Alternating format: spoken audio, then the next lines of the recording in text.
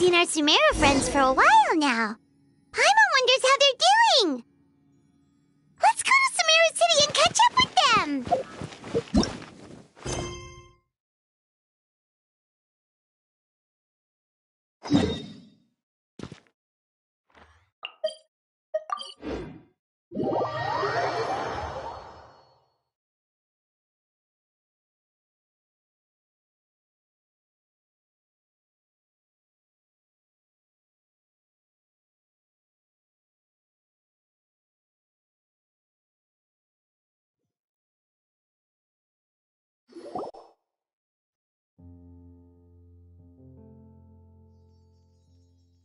Wow, the academia sure is busy during the day. But where should we go looking for people that we know? Traveler, Paimon. Cyno! It's been so long since we last saw you! As do you. You don't seem weary at all from your travels. If anything, you seem stronger. So, what brings you back here? Nothing in particular. Paimon just saw a really big mushroom out on the road the other day and suddenly missed all our friends in Sumeru. Funnily enough, we were reminiscing about you recently too. It was I look forward to hearing about your travels. Something tells me we must have a lot to catch up on. Really? You were thinking of us too? What a coincidence! Indeed. Or as I call it, the biryani factor.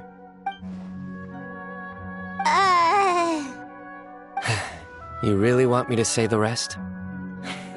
Okay. It's always rice to meet stew again. Oh, darn, he said it. You like that one, huh? You must if you remember it after all this time. Admit the truth. You have long been in awe of my razor-sharp wit. All right. Here's your 500 Mora.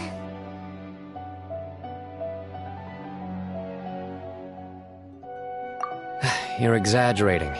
It's only 500 Mora.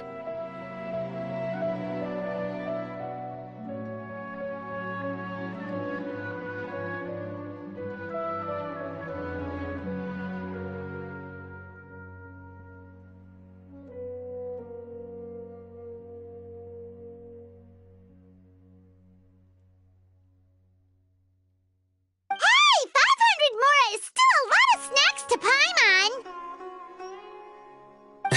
All right. I'll treat you to some desserts later. Anyway, I'm actually investigating a case right now.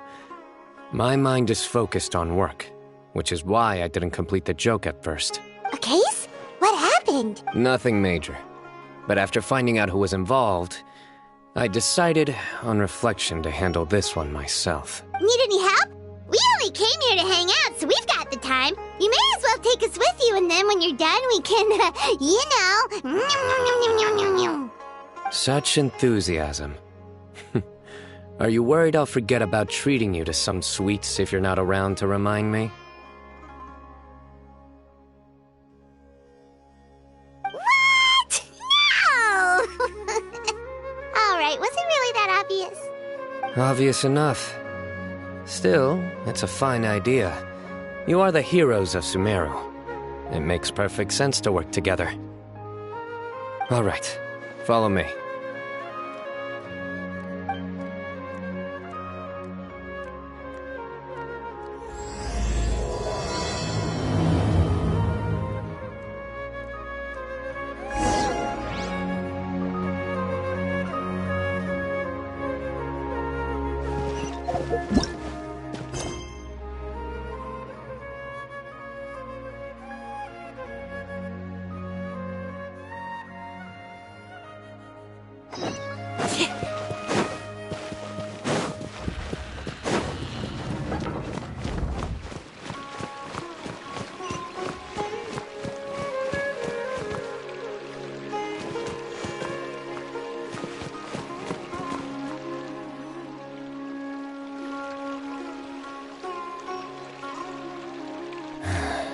see him? The old man flailing around? Oh, is he the one you wanted to talk to about the case? Correct. His name is Cyrus, a former Spontamod sage. He taught both me and Lisa. Huh? Cyno's teacher is in trouble? It's ridiculous. I'm just an old man who enjoys a spot of gardening, shopping, and wine. What sort of person targets an old retiree? Professor, I've brought some friends. Ah, Cyno. Now who do we have here? Hold on. A flying fairy dressed in white? A youth who does not seem to hail from this land? My goodness. You must be the legendary traveler in Paimon. I've heard all about what you've done for Sumeru. Wow, looks like we're really famous. I've told him about you before. You are my friends, after all. That's right. Let me summarize the situation.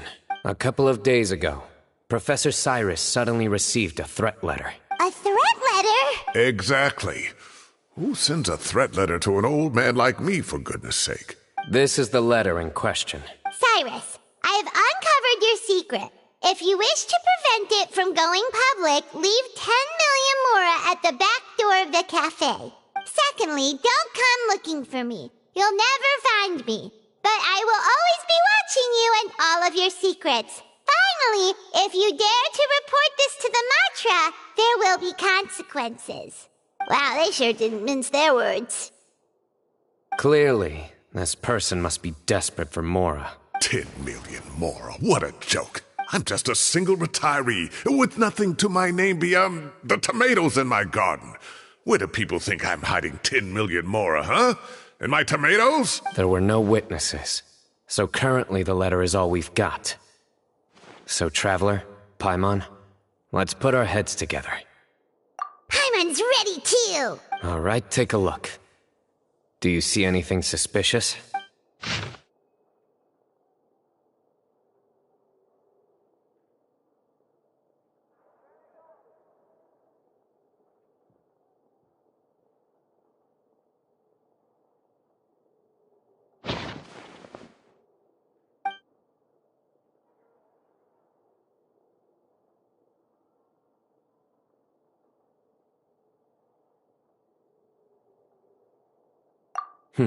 Very good. The paper has a rather rough texture. It's not the typical kind you see in most books. Another thing is, some of these strokes look kind of blurry. Could there be an issue with the ink? Possibly. And I bet the paper has something to do with it. Most of the paper around here is much smoother than this, and the ink is absorbed quickly so it doesn't run. This paper, meanwhile, it's very coarse-grained, almost as if it's made from some sort of plant matter. It's certainly not the same paper as we use in the academia, but the ink is nothing special. Just regular black ink that gets a blue tinge when applied to paper. So do we think the culprit has a connection with the academia or not?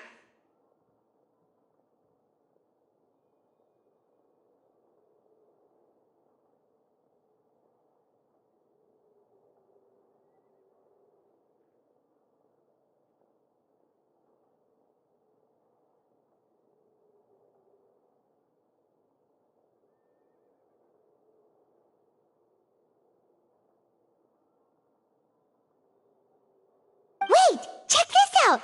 Looks like this part got wet at some point. Agreed. The staining suggests it was a colored liquid, not plain water. It also looks like it was wiped off with a damp cloth. A colored liquid, so... tea? Wine? Looks like we're thinking along similar lines. Let's go talk to Arof. There are some things I'll need him to take care of.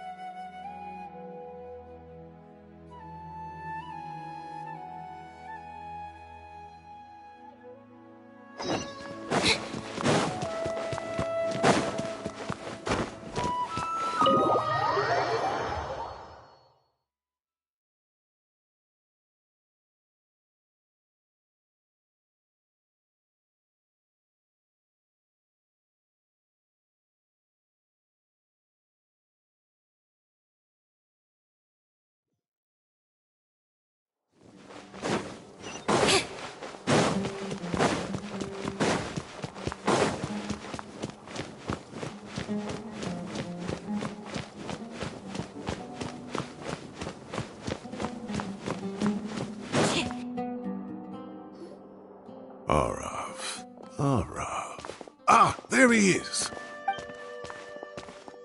Mahamatra Cyno. Sir Paimon. It's been a while.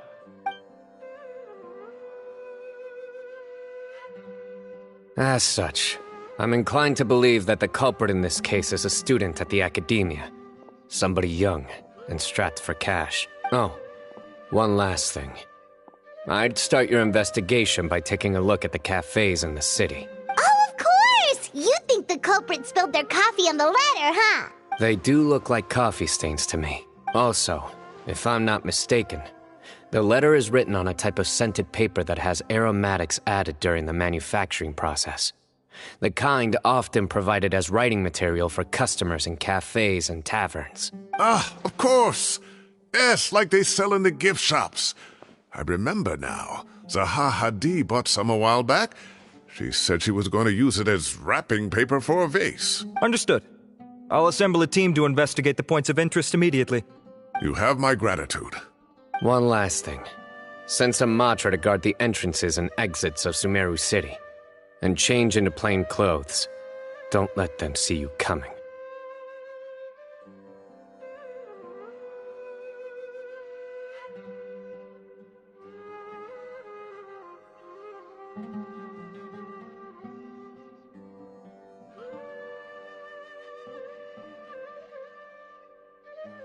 Will do.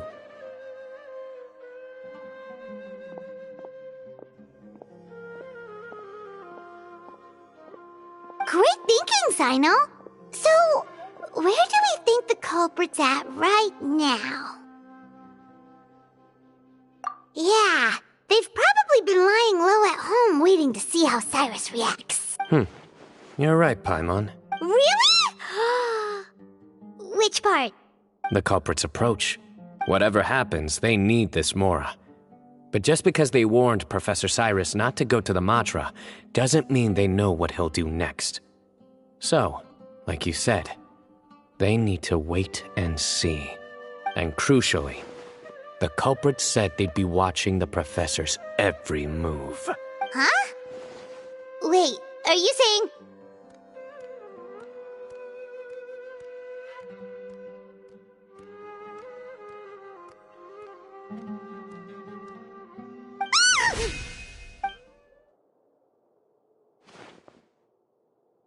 Found you!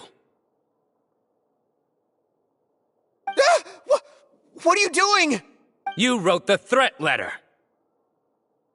I don't know what you're talking about. What threat letter? I sensed someone was watching us from the shadows the moment we entered the House of Dana. You managed to stay relatively well hidden for someone reckless enough to threaten Professor Cyrus. There are a lot of people here, but we were looking specifically for Arav. Whoever followed us the whole way was likely to be the culprit. I was just listening in, that's all. You know something big's going down when Mahamatra Cyno shows up, right? So I got a little curious. What's the big... You smiled when Arav left. I saw it as clear as day. Is smiling a crime now? There are coffee stains on the letter. You mixed some coffee with water, gently smeared it onto the paper, then wiped it off with a wet cloth. All to create the impression that the letter was written at a cafe. Closing off the exits to the city doesn't affect you, because you already live here. And as long as the Matra were focused on the cafes, you would be free from scrutiny.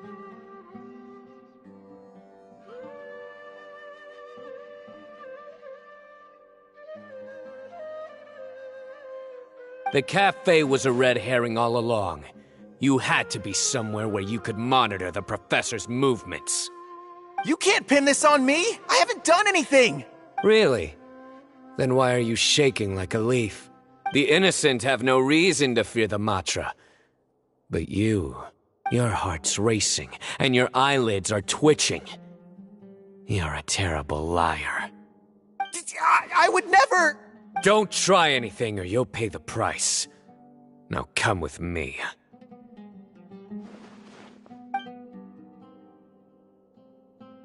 Well, that was over quickly. Cyno already caught the guy. You're telling me. One minute I go out for a quick smoke, the next minute I see Arav already on his way back to meet up with Cyno. Looked like a young guy, too. Couldn't have been much more than 30. But after what he's done, I'm afraid he's ruined his whole future. Everyone, it's all over. Gosh, that was so fast! The culprit's name is Uraka, a 16-year-old student in the Rataoish Darshan. Huh?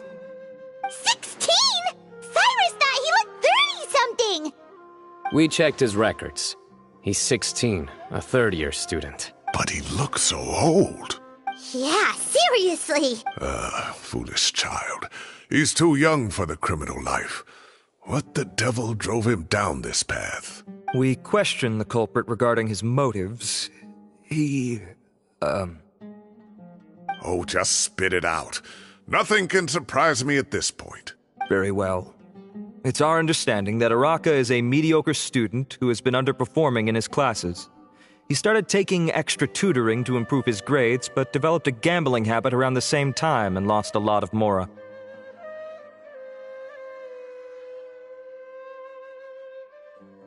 Down on his luck, he went to the tavern for a drink and overheard some people chatting about Sir Cyrus's comfortable retirement. They mentioned that he's always arguing about his tomato plants with some old woman on the street. Some old woman on the street? Goodness gracious. Has that rascal attended a single one of his... Old woman is Kasharwar's very own professor, Zaha Hadi. How can he not know who Zaha Hadi is? Is this going somewhere? Oh, right, yes. So another thing. We don't just argue about tomato plants. And what are they trying to insinuate by comfortable retirement? A man grows a few vegetables and suddenly he's living a life of luxury? Maybe it's more the fact that you have the time to grow vegetables in the first place.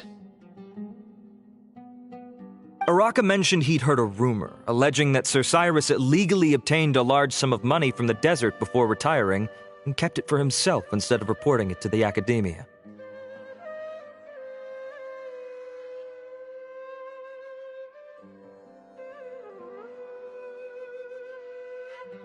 Araka believes this money to be the reason why Sir Cyrus hasn't kept up with any academic research or other projects since his retirement. And given your advanced age, he thought you'd be an easy target to blackmail. Oh, Araka. I'm at a loss for words. I'm so angry I don't know where to start. People make up rumors all the time. I am quite confident that Professor Cyrus has never embezzled a mora in his life. Arav, you'll have to find some I need you to deliver a few firm fistfuls to him on my behalf. I completely understand how you feel, Sir Cyrus, but I'm afraid that course of action goes against the Matra's principles. Professor, there's no need to be childish about this. Oh, come on. I was clearly joking. Okay. Where does this go from here? The academia will determine the appropriate disciplinary action against the student. And as for the individuals spreading rumors about the professor's obsession with tomatoes and some old woman on the street, there could be a slander case here. The Matra will continue to investigate. Who said I'm obsessed with some old woman on the street? Mind your wording or you'll start a whole new rumor. You seem confused. Oh, don't you understand? Uraka is just a young boy who made a very rash and very stupid decision based on some groundless rumor he heard. Besides, I didn't actually hand over any mora to him. The whole thing sounds a lot worse than it is. All it costs me is a little reputational damage. That's all. Please rest assured, Professor, that the academia will issue a fair and reasonable punishment. Yes, I have no doubt about that. But as a former educator, I'd still like to have a serious conversation with the boy's parents. Their family lives in the city, yes? Correct. We looked into the family. Both parents are merchants and they're often away on business. They've never taken much of an active role in their children's lives. Oh, what a mess. You don't have to seal the evidence away yet, do you? I'd like to have that letter back for the time being, if possible. I need something concrete for when I talk to the family tonight. We have to show them how serious this situation is. The relevant authorities have already reviewed the evidence and are now discussing Araka's punishment. You can hold on to the letter for now. Just make sure to return it within a couple of days. Oh, so you'll be able to close the case in 2 days? Give or take. Cases like this are quick to resolve. Very good. Well, thank you for all your help. Perhaps we can all go for a meal together. Oh, my treat, of course. My apologies, Sir Cyrus, but I have a prior commitment. Enjoy the meal, everyone. Ah, I see. Well, that's a pity. But Cyno, you have to come. You found the culprit at record speed, and I owe you for that. Ah, and isn't Tighnari in town at the moment? Bring him along, too. Wait, you mean Tighnari's in the city? He is. Tighnari's master, Sir Nephis, called him and Kale to the academia to help out on a project. They should be at Nephis's office at this hour.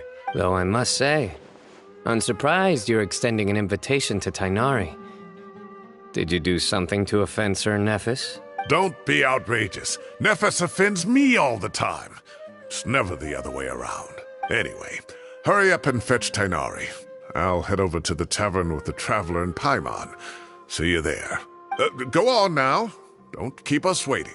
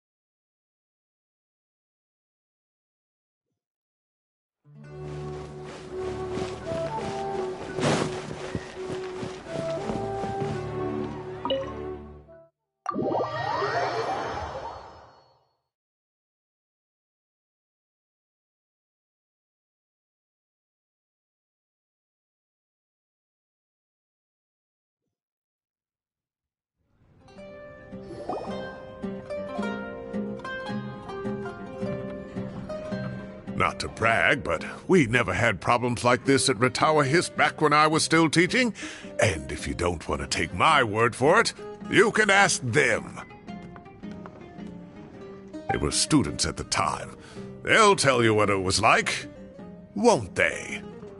I was out in the forest at least 4 days a week back then, thanks to a colossal workload from Master. It wrought havoc on my poor tail, so I didn't exactly keep up to date with what was going on at the academia. Most of what I know, I heard from Cyno after the fact. Professor's become a lot more laid back in his retirement. He used to be far stricter, and was especially known for being extremely principled. Wow. It's hard enough to stay true to your principles as a normal person. I can't imagine doing that as a sage. It's a pity Kale wasn't around at the time. I would have happily taken her on as a student. And then we'd have one more person who has to address Lisa as upper-class woman. Really? Can't you just call her Lisa? She seems to prefer it when people treat her like an older sister. Oh, believe me, back when she was a student, nothing made her happier than the younger students acknowledging her seniority. Whoa, more food? Are you sure about this? We don't want to take advantage. Oh, don't worry about it. Order whatever you like. And if it's not enough, order some more. After all your help today, treating you to dinner is the least I can do. I thought I heard some familiar voices. Ah, and Sir Cyrus is here as well. Oh, Kave, it's been a while. Zahahadi was talking about you last month. How have you been? I've been all right, thank you. You're looking very well, sir. I'm glad to see it. Have you eaten yet? Care to join us? That's awfully kind of you, but I had a late lunch, so I'm not really hungry just yet. I'll have dinner a little bit later tonight. I just came to Lombard's to buy some wine, and when I heard some voices I recognized, I thought I'd come and say hello. So what's the occasion, anyway? Some sort of celebration? Consolation, more like. You wouldn't believe the day I've had. Sounds like things have really gone downhill since I was there. My whole time as a student, I've never heard of anything remotely like that. I can't believe how young the guy is. Oh, what are his parents going to think? Young people are always more susceptible to making rash and ill-advised decisions. Their minds are still developing. It's just an unfortunate fact of life. But still, this boy has some nerve. Just look at what he wrote. Oh, it makes my blood boil. Wow, yeah. Jeez. I will always be watching you and all of your secrets. And then he just followed you into the house of Dana? If this were my son, he'd get the scolding of a lifetime. Oh. Luckily, I'm also an extremely principled person. Kame! Your order's ready, sir! Coming! I'll have to get going. Have a nice evening, everyone. I'll catch you all another time. Okay, bye-bye! Here I am. The coffee beans are in here, too. Yep, it's all there. I'll stop babbling away now. Let's eat before the food gets cold.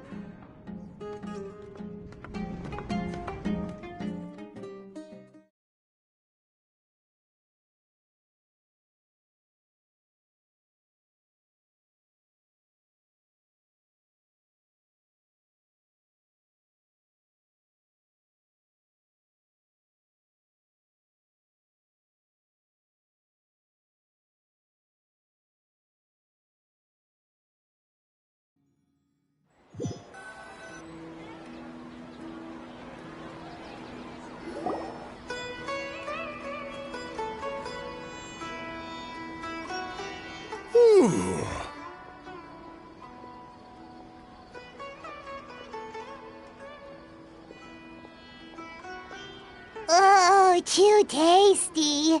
Paimon's belly is about to explode.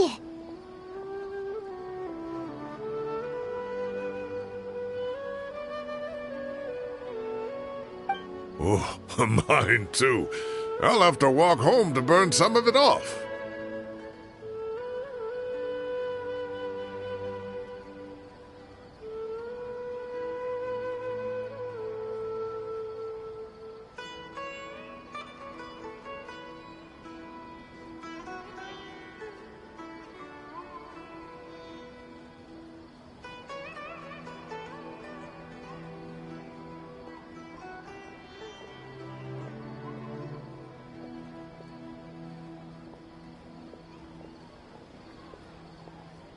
Thanks for dinner, Sir Cyrus.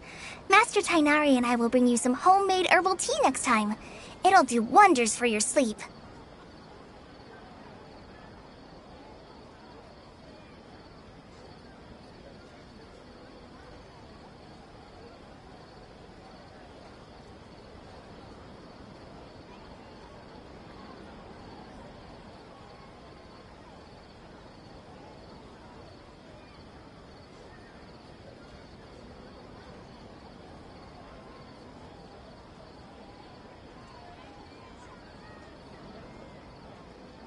Well, I look forward to that.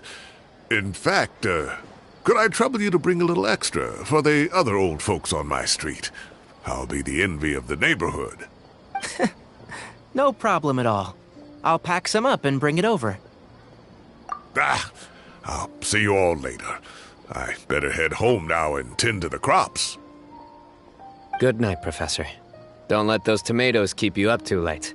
Hey, my tomatoes are serious business. I am not about to be beaten by Zaha Hadid.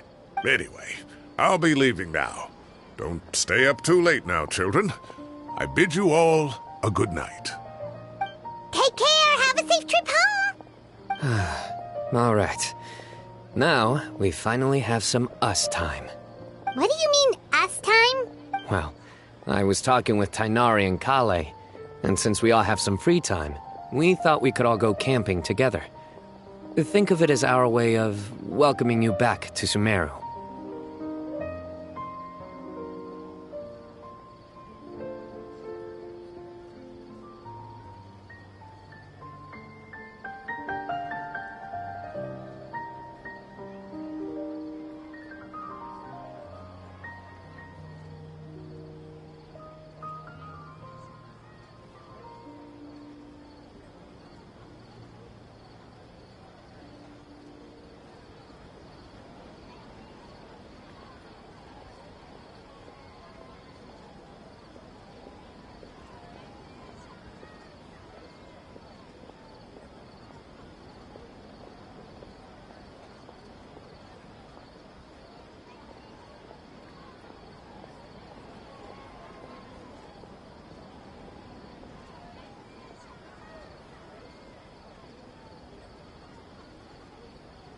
Camping? Oh, that sounds fun! Paimon's in! Right? It's been so long since we did something fun together. I can't wait. Everyone, let's meet tomorrow afternoon at the riverbank to the southeast of Gandharvaville. No need to bring anything. We've already packed everything for the trip. Just bring your delightful selves and prepare to have some fun. You got it! We'll be there! Great. Then we'll see you tomorrow.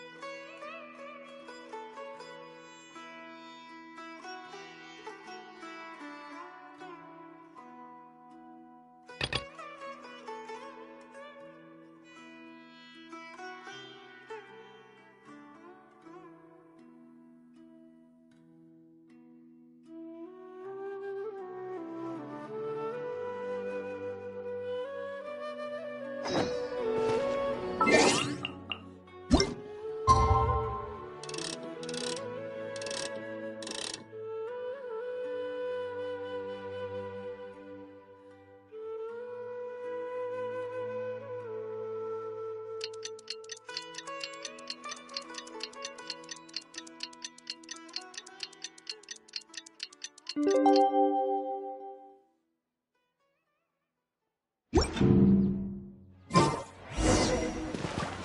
to set off. Let's head to the southeast of Gandharvaville and meet up with the others.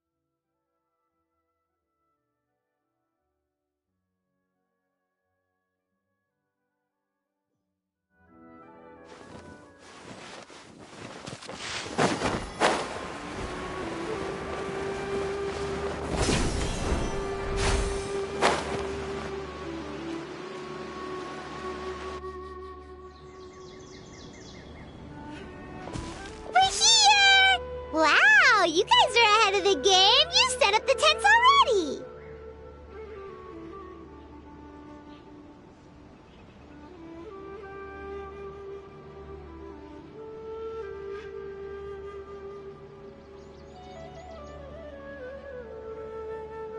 I'd say we're right about on schedule, actually. We were aiming to have them set up before you arrived. Traveler, Paimon, let's go fishing together. Whatever we catch, we can grill for dinner tonight. You got it. Dinner's on us tonight.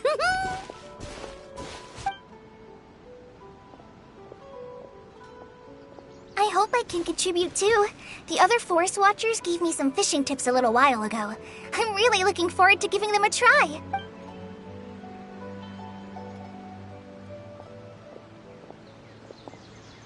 I saw some very appetizing mushrooms in the area, so I gathered a few for us. I'll leave them here along with some fresh fruit. Wow, camping with a forest watcher is the way to go. They think of everything. And even if they don't, they can improvise. This is true. I don't think I've ever had a single rough day in this forest. So, how has everything been going for you? Well, there's been some high points and low points, but we've had some unforgettable experiences along the way. I see. Oh, in that case, you should try a valberry. I bought some from the market this morning. A valuable suggestion. Just don't bury your feelings using food.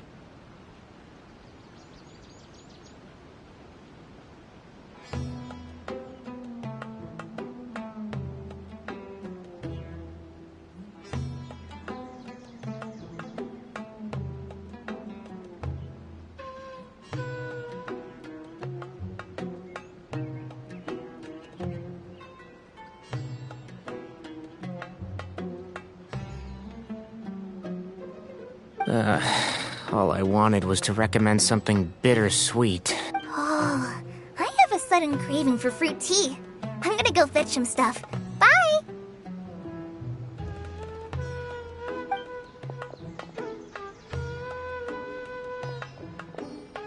She sure made a run for it. Unbelievable. She made a run for it. So Kale chose the path of tactical retreat. Could it be she foresaw what shall soon come to pass?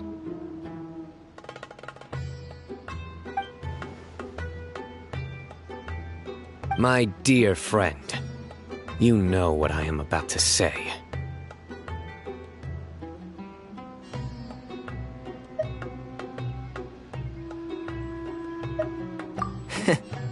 Excellent! A kindred spirit. A great warrior can sense when a duel is nigh. But it looks like we'll get told off if we start playing now. Let's enjoy the nature for a while longer.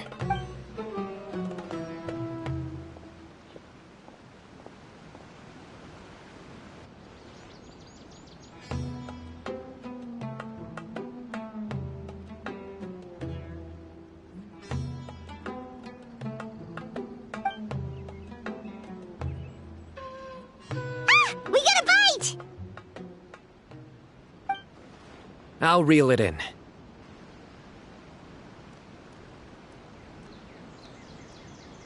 Firewood, spices, snacks, and drinks. Everything's ready. Once Kale gets back, we can light up the fire and start grilling.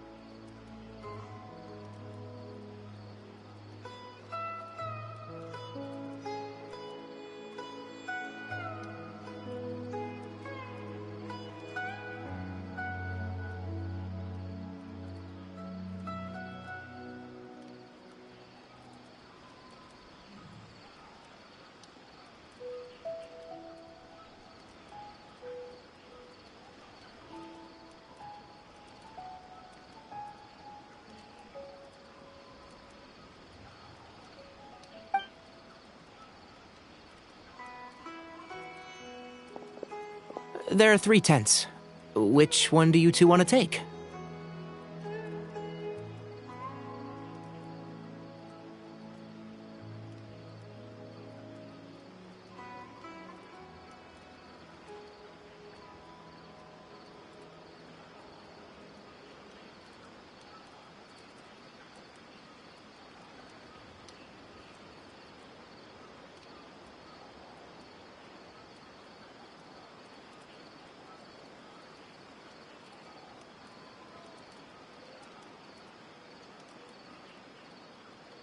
How about the one on the left?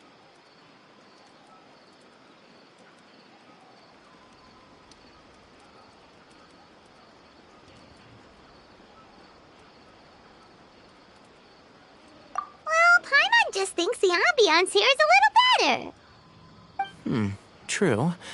But it's also the closest to the water. If there are any sleepwalking fungi around tonight, they might stumble into your tent. Well, that's no good. Take my weapon. You can use it to bar the entrance. Anyone would think you were sealing the gates to King Deshret's mausoleum. Excellent. Then this tent will be an impenetrable fortress. I'm back! How's your appetites? Ready for the barbecue? Always.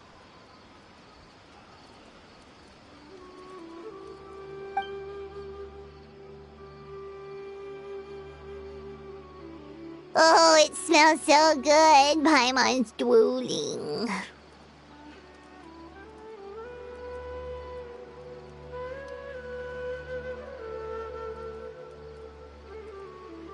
Someone sure is desperate to eat.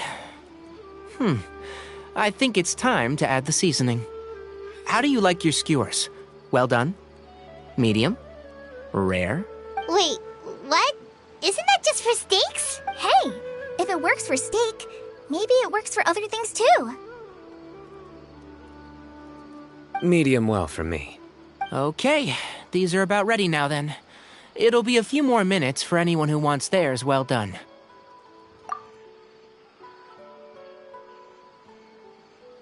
Oh, that was so delicious. If Paimon's stomach had space, she'd eat 3 more skewers. I ate a lot too. Here comes the food coma.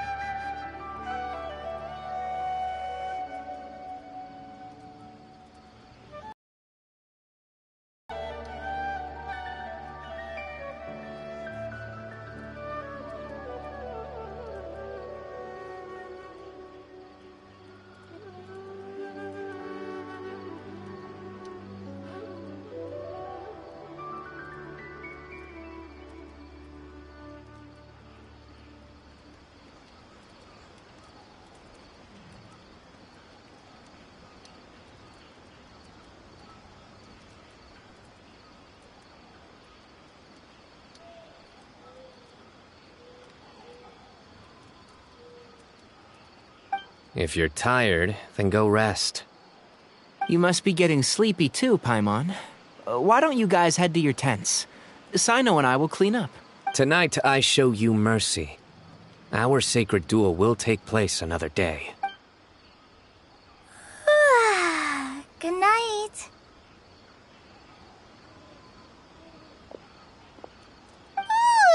Paimon's struggling to keep her eyes open. Oh, don't forget this. The Staff of the Scarlet Sands. Wait, you were actually being serious about that? It's a very powerful weapon. Try it. Paimon can't even lift that thing. Fair enough. You sure you don't want it? Yeah, Paimon's sure. We'll be fine. And even if we do get an uninvited guest in the night, Paimon will be here to take care of the traveler.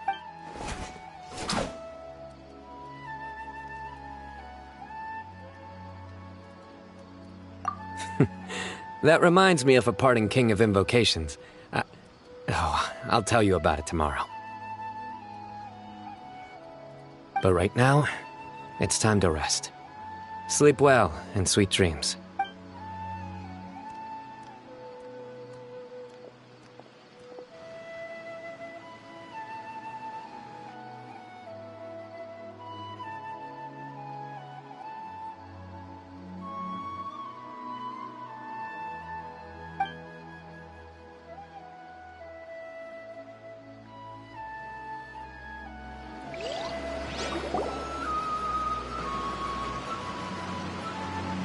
I think they should all be here.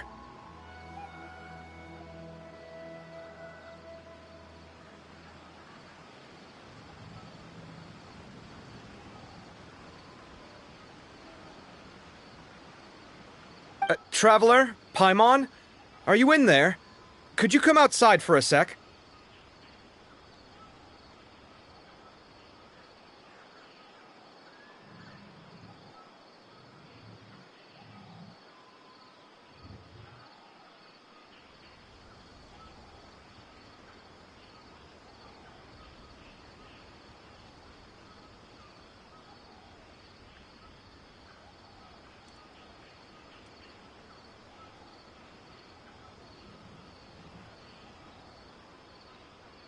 Look at this. What the? What's this sword doing here? Is it supposed to keep out intruders?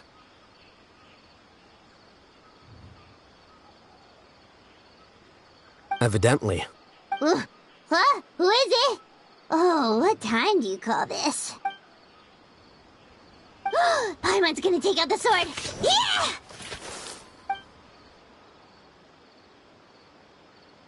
Oh, hey them, Kave! What are you doing here? It's the middle of the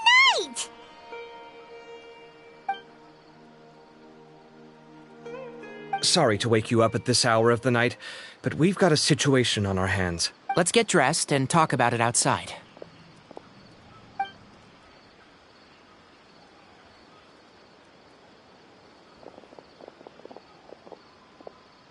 Something has come up. And since it pertains to Cyrus and Cyno, I deemed it essential to inform you all. Whoa, back up. Let's start from the beginning.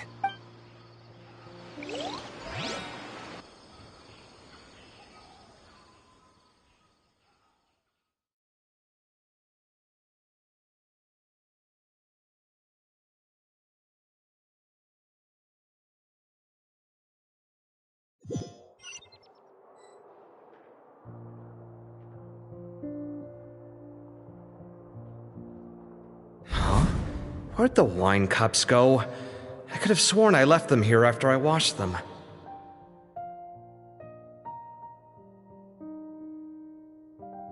Ah, there they are. I'll have a cup too. Can you see if the cookies are still on the table?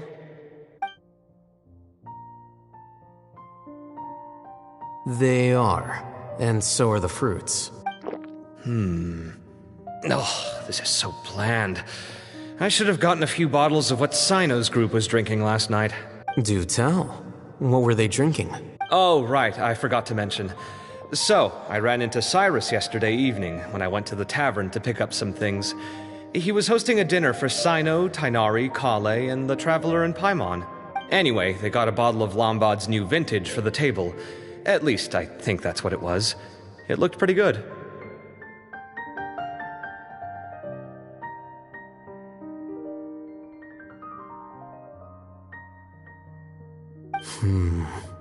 Sounds like they're all tangled up in this.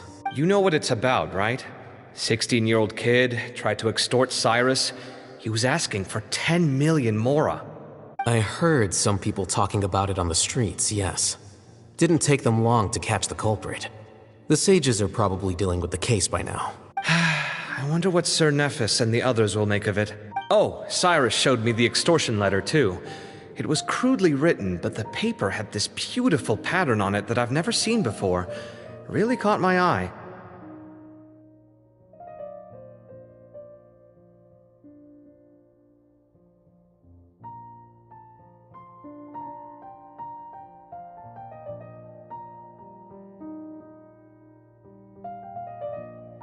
Give me a sec. I'll sketch it out for you.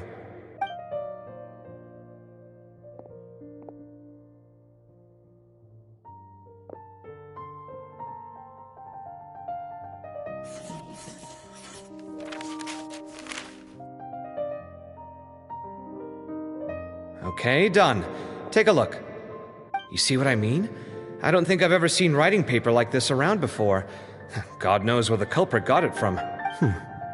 Interesting. These are all motifs associated with the tribes of the desert. What?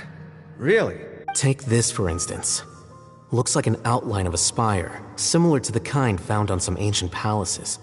And the crisscrossing and mirroring here. I recognize that too.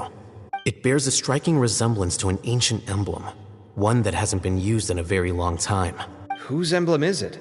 It's the emblem of the Temple of Silence.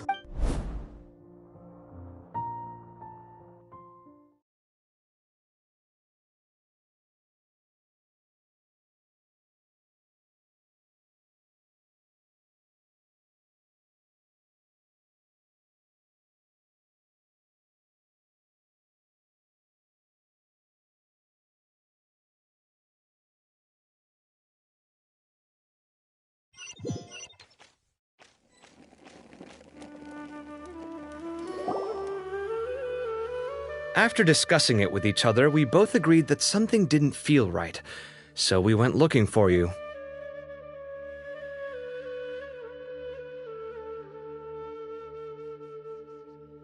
This was a long way to come from the city. Alhaitham figured you were probably with Tighnari, so Gandharvaville was our first stop. But the Forest Watchers told us that you'd gone camping.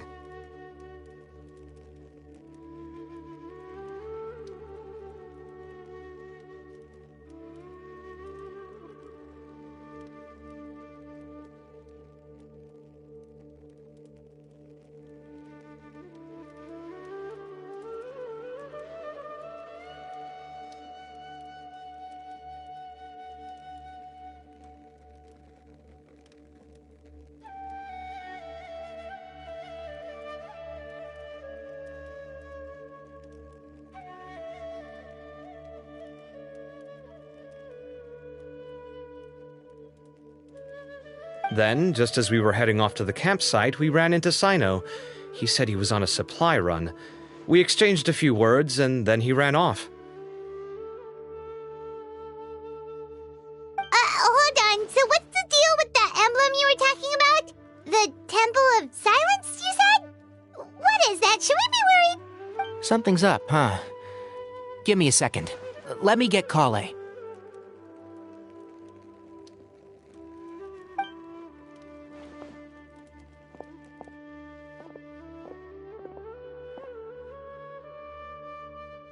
So you've never heard of the Temple of Silence? Well, to put it simply, it's an organization that has existed in Sumeru for over 1,000 years.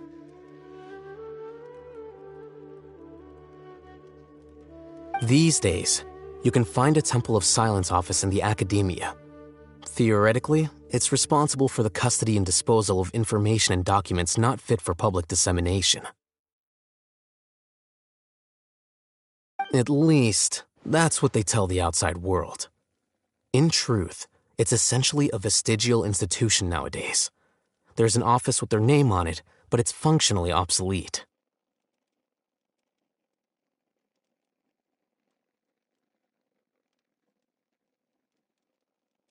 Historically speaking, the original Temple of Silence is said to have been established by Hermanubis, one of the 7 pillars of King Deshret and the greatest of all sages. Most of the organization's members hailed from the desert.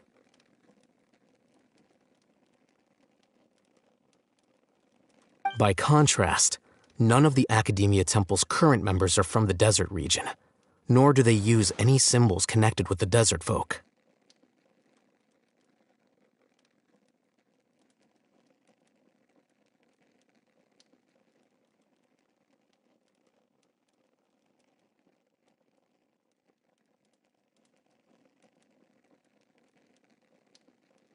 So the Temple of Silence at the Academia is just a fake?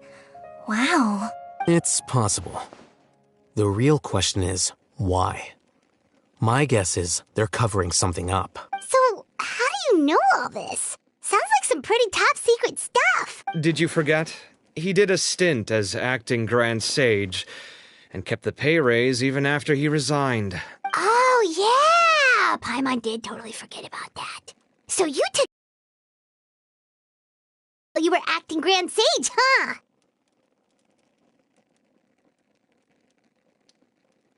If you're asking me whether I familiarized myself with the documentation in my office, I would respond that that's a perfectly normal part of any job. So much about this doesn't make sense. Why did the emblem of the Temple of Silence appear on a threat letter from an academia student to Cyrus?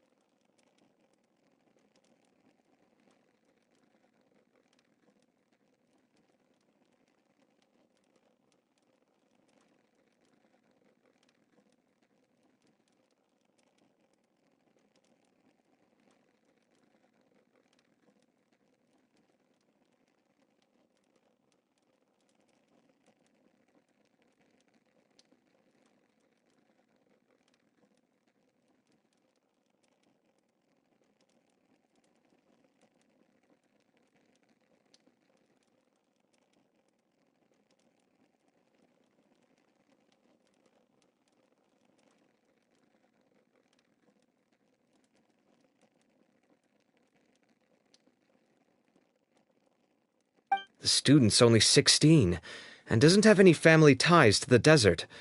So where could he have seen that emblem, or gotten the paper? You said you ran into Cyno, yes? Did you tell him what you've just told us? Yep. He ran off as soon as he heard what we said. Given that Cyrus is involved, he's probably halfway through solving the case by now. Still, we should try to catch up with him. At this hour of the night, Cyno will probably go looking for Cyrus at his current residence. If the Academia's Temple of Silence really does exist just to cover up the truth, the sudden appearance of this emblem can't be good. It's sure to stir up trouble. We should pay a visit to the academia. Yes. As the Sage of Amorta, my master ought to know the truth about their office. You can ask him to tell you what he knows. The more information we have, the better prepared we'll be for whatever happens there. If this situation is connected to the real Temple of Silence, the emblem has to be part of a bigger conspiracy. Kale, could I trouble you to send a message to the Core of 30? Tell them to keep an eye out for Cyno and Cyrus. Traveler, Paimon, you two come with me. We'll go after Cyno. Sounds like a plan. Let's go. Cyrus has been living in the city lately. He rented a place near the field so he can keep an eye on his tomato plants.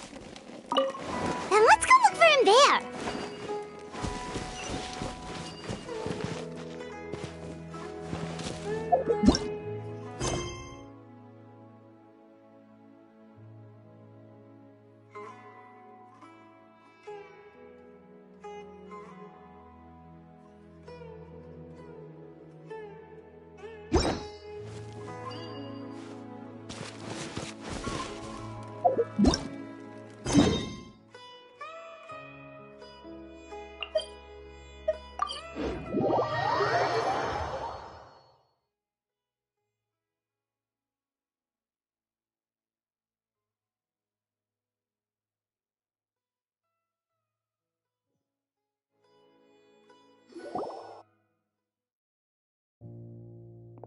Here we are.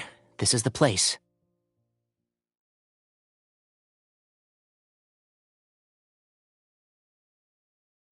We might be too late. Looks like nobody's home.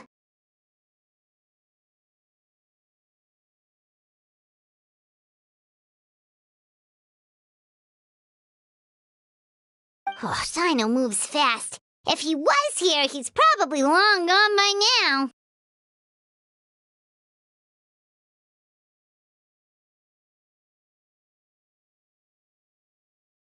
I know that voice. Is that Tighnari I hear? Ah! Professor Zahahadi! Wow, so it really is you. My goodness, whatever is going on tonight? We're looking for Cyno. So, he's already been here. Yes, not long ago, in fact.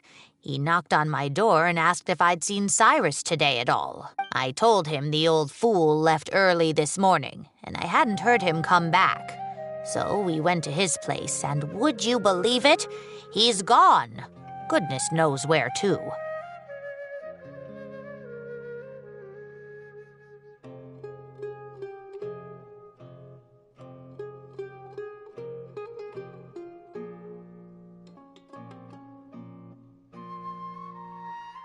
It must have alarmed Cyno, because he took off in an awful hurry after that.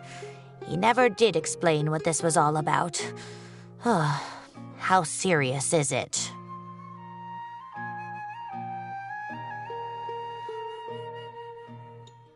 Well, if Cyrus isn't at home... Oh, it sure doesn't sound good. Professor, did you hear that a student recently tried to extort Cyrus? Why, yes. When I left the house that day, I noticed he was watering his flowers in the field in complete silence. He had a piece of paper clutched in his hand, and he looked lost in thought. I could tell something was troubling him, but he wouldn't tell me what it was. If Cyno hadn't happened to visit him that day, he'd probably still be holding on to that thing. After seeing the letter, Cyno... Cyrus was very reluctant. He claimed it would only damage his reputation. Eventually, he relented, after much persuasion from Cyno. Huh? Cyrus didn't want to report it? Well, that's strange. When we saw him, he seemed pretty okay with the idea of the kid getting his just desserts.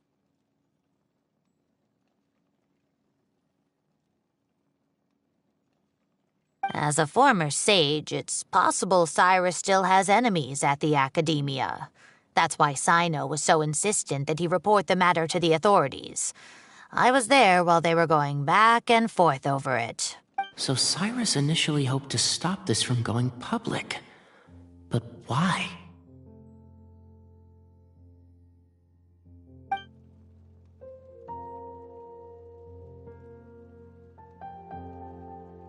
Oh dear, what on earth has that old fool gotten himself wrapped up in? Oh, I do hope he's not in danger. Oh, I almost forgot. Cyno left me this letter to pass on to you. He wrote it when he came by earlier. He realized you might come looking for him. Thank you. What does it say? Let Paimon take a look!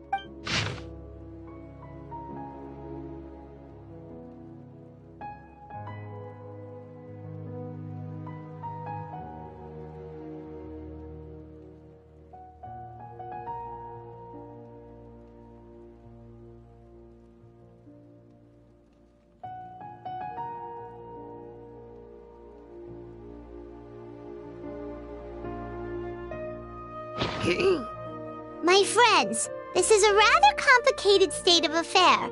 Unfortunately, I cannot disclose more than that. I ask you to understand and accept that I had to act alone at this stage. Don't come after me. Yep, that sounds like Cyno. Thank you, Professor. Please do not worry.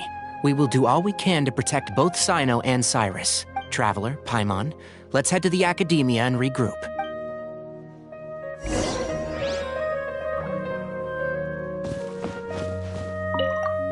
I can't believe this is happening to Cyrus of all people. How does a man of his age end up at the center of all this fuss? He always seemed so carefree. Cyno and his friends visit him on a regular basis, and there's never any drama. I honestly thought he lived a worry-free life.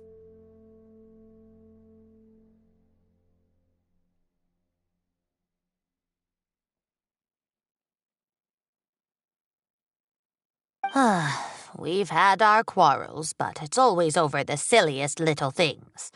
Now he's in real trouble.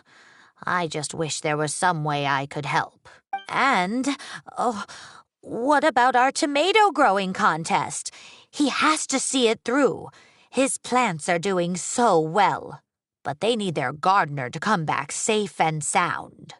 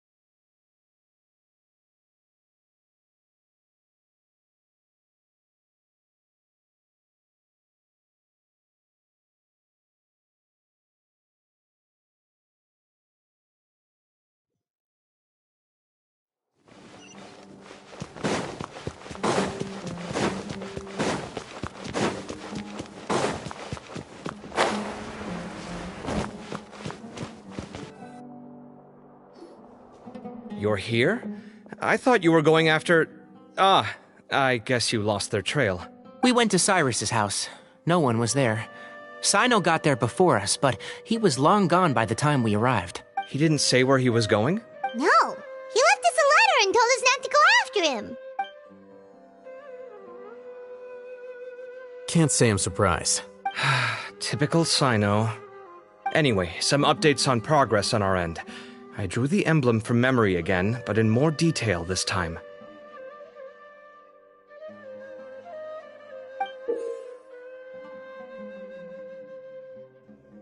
I checked some ancient texts for a similar design.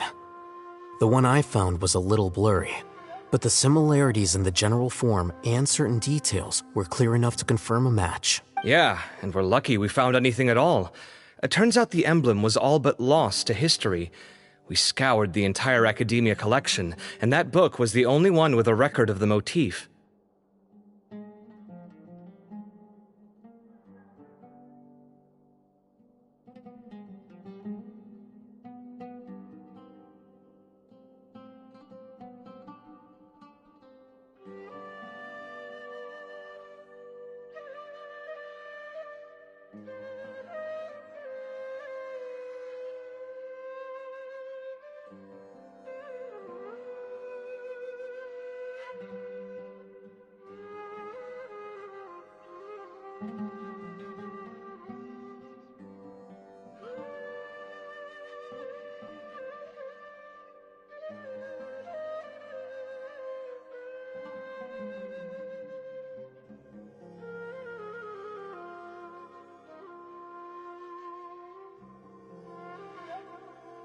Meanwhile, Arav managed to get Uraka to disclose his source.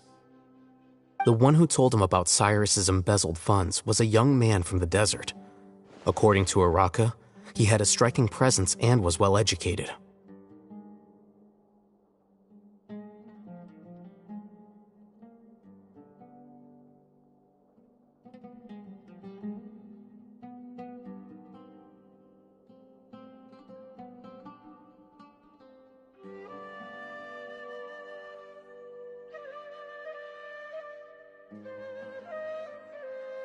Apparently, the two met in the tavern over a game of cards. The guy claimed to be in the city for business, as part of a merchant caravan. Uraka was intrigued when he heard what his new acquaintance had to say, and brought up the idea of extorting Cyrus for Mora. The guy encouraged him to go ahead with it, then handed him some pen and paper to write the letter.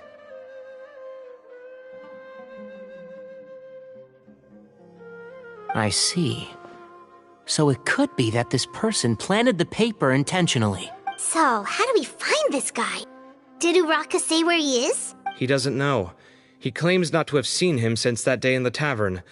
The man gave him some tips on how to carry out the extortion, but from then on, Uraka was acting alone. Nephis and Arav have gone to meet the Core of 30 and review the city's entry and exit records.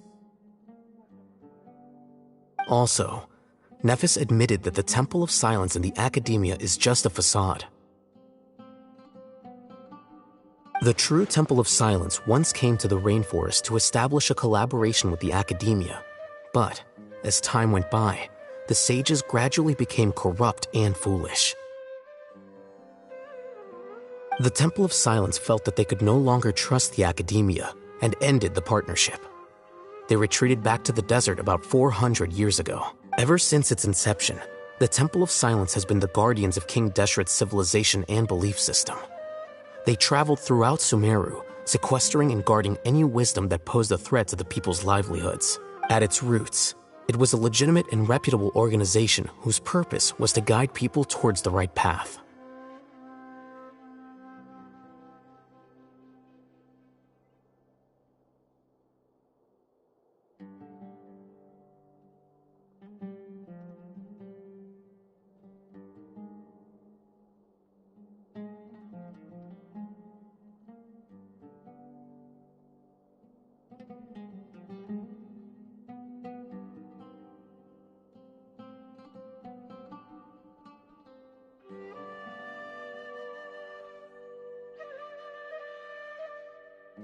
The Academia of the day knew that the split would damage their reputation if it became a matter of public knowledge. And so, they set up a dummy organization of their own to conceal the truth. Not only that, but they managed to keep up the charade for hundreds of years! So how did Cyrus become acquainted with the true Temple of Silence if they left centuries ago? I'll bet that's the question that bothered Cyno. Probably why he went after him in such a rush. Whoever is behind this, getting Uraka to extort Cyrus was only the first step of the plan. Their true goal in doing so was for Cyrus to see the emblem on the letter. He must have recognized it right away. That'll be why he didn't want to involve the authorities. He probably hoped to take care of the whole thing by himself. Unfortunately for him, Cyno had other plans. Since the desert is where the Temple of Silence originated, that is in all likelihood where Cyrus went.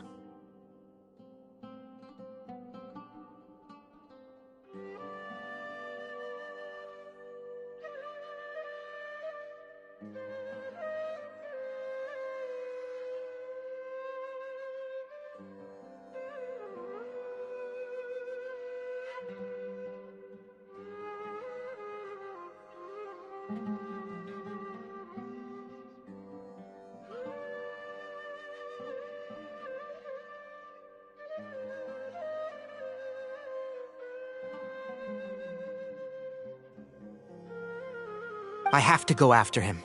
Really? Are you sure that's a good idea, with how you respond to the heat? Why don't we send someone else?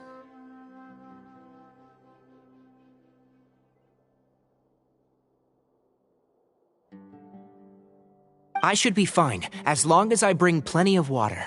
Besides, I just can't shake this ominous feeling that if we don't catch up to them soon... Everyone, I have news from the Corps of 30. Master! Oh, so that's Nafis, Tighnari's master? Oh, we're finally getting to meet him in person. It's a pleasure to meet you, Traveler in Paimon. Several independent eyewitnesses have reported seeing Cyrus and Mahamatra Cyno leaving the city at different times. Both were heading in the direction of Caravan Rebat.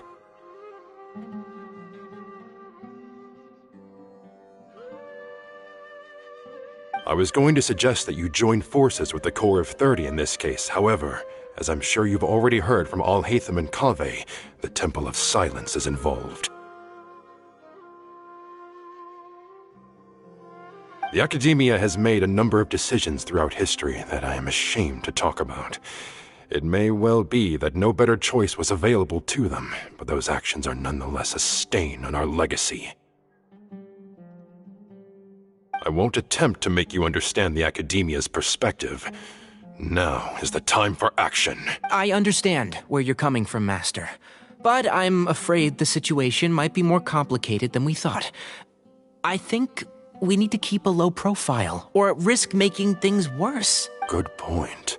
If Cyrus is involved with the other side, or worse, if he's fallen into their hands, and... everyone, we have to get Cyrus and Cyno back safely. We cannot afford to lose them.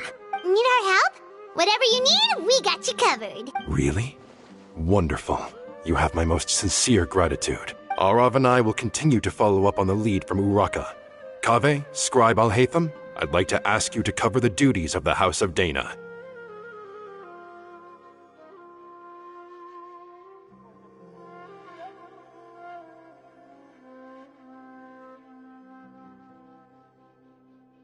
Tighnari, you are planning to go into the desert, correct?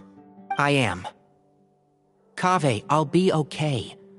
You stay behind to help Master and Alhaitham. Well, if you're sure... Okay. But be careful. Thank you all. Arav, let's go. You'd better get moving. Don't forget to ask for help when you need it. Will do. Let's go, Tighnari. Hopefully we can catch up with Cyno before it's too late. Knowing him, he's probably covered a fair distance already. But we still have a shot. Let's take it.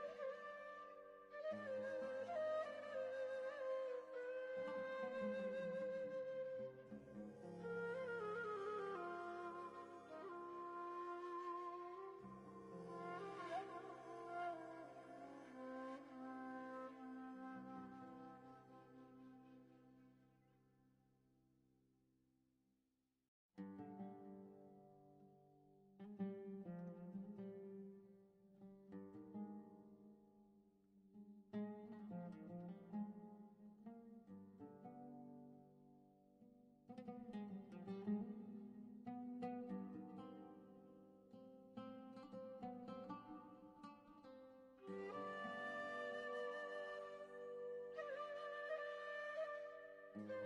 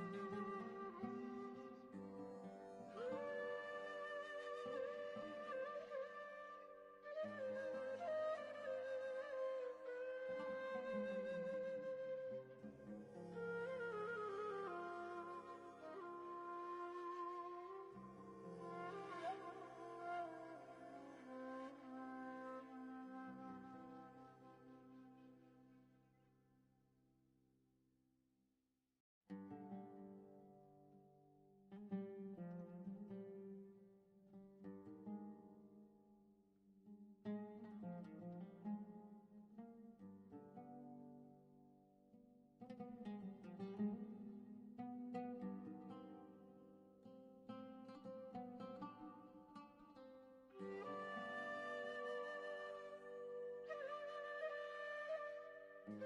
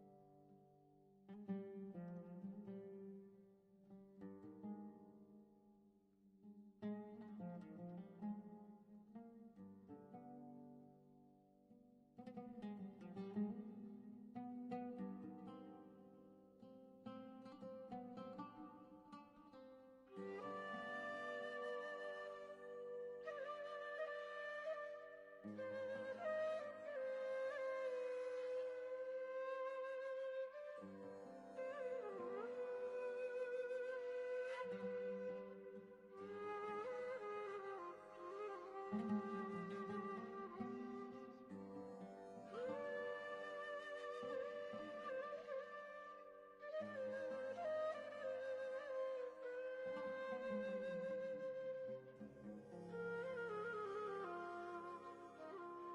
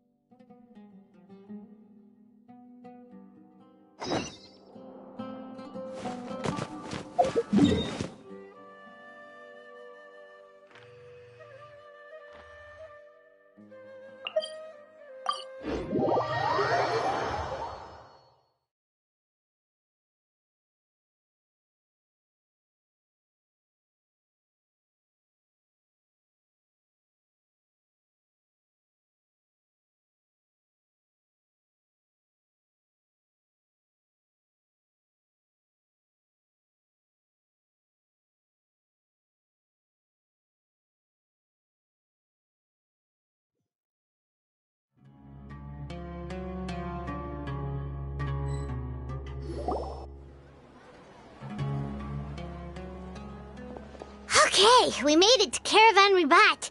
Where should we go next? Maybe we should ask the nearby guards if they've seen anything.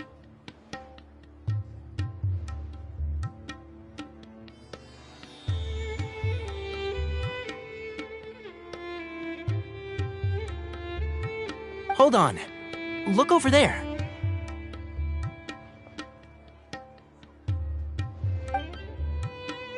Is that Dia? You sure you want to brave the desert alone? I mean, it's your choice at the end of the day, but still.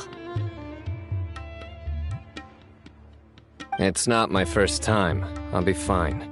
Cyno! If you're really going to go through with this, then at least take our advice. When you're packing for your trip, budget for 5 days more than you plan to spend out there.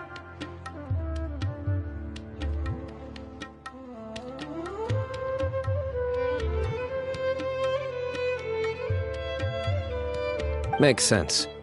Okay, I'll go get ready. Thought we might find you here. You're trying to retrace Cyrus's steps, aren't you? Didn't I tell you not to come after me?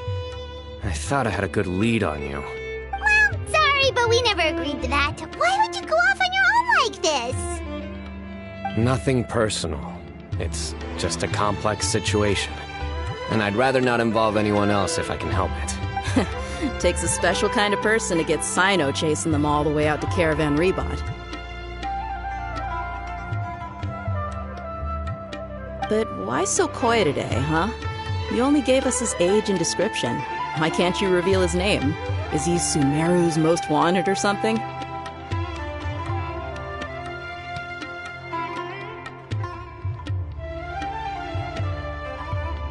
Oh, also, hey guys, it's been a while. Dia and Candace! So nice to see you. Actually, seeing all of our friends is the whole reason we're here. You're looking well. Glad to see it. Candace and I came to Caravan Ribat on business. We ran into Cyno as he was asking about some elderly gentleman's whereabouts. Some people say they saw him. Guess he stood out as an older guy heading into the desert alone with just a sumpter beast in tow and very few supplies. That's gotta be one heck of a story there. Cyno, it's okay if you can't tell us anything about the case. But let us know how we can support you. We're here to help however you need. The more people we have working on this, the quicker we'll be able to find the person you seek. No, it's not that simple. If I'm right, he'll be doing everything he can to avoid us. We spoke with Zaha Hadid. From what she said, it's pretty clear that he wants to try and solve this on his own. It won't be easy trying to find him in the desert when he's deliberately trying to cover his tracks. Sounds like this is far more complex than we imagined. Still, if he started from Caravan Rebot, the chances are that his route took him past our village. You may as well ask if anyone there has seen him. My thanks to you both. Once this is resolved, I will find a way to repay you. Come on. No need to get all serious. Just buy a round of drinks next time we're all in the city or something. That's a deal. All right. So, you all set? Yes, we'll handle it from here. Thank you again for your help. I don't take it for granted. All right. Then we'll leave you to it. Just remember, if you change your mind and need some reinforcements, we'll be here. And don't think you'd be imposing. You can depend on us.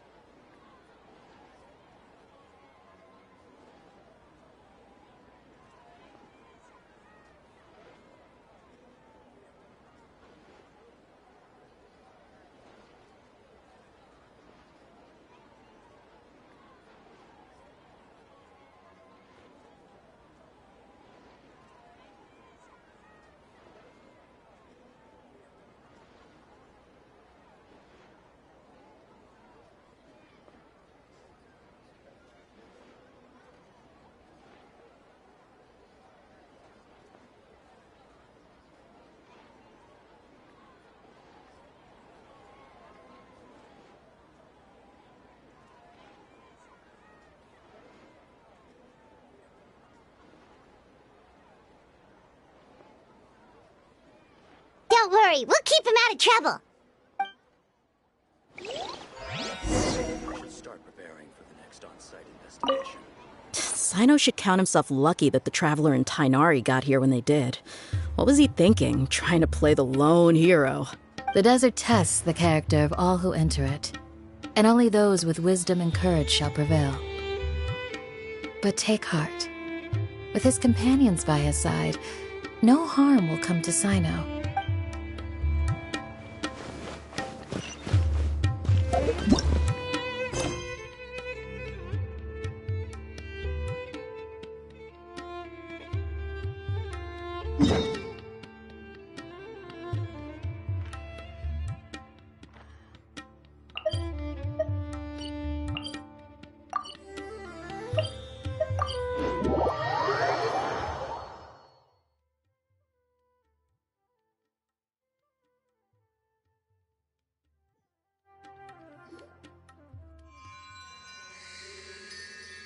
Hold on.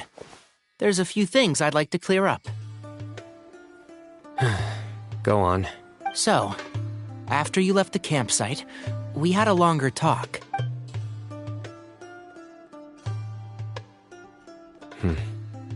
Clearly, we've only scratched the surface of the Temple of Silence question. It doesn't surprise me at all that the one in the academia is a fake.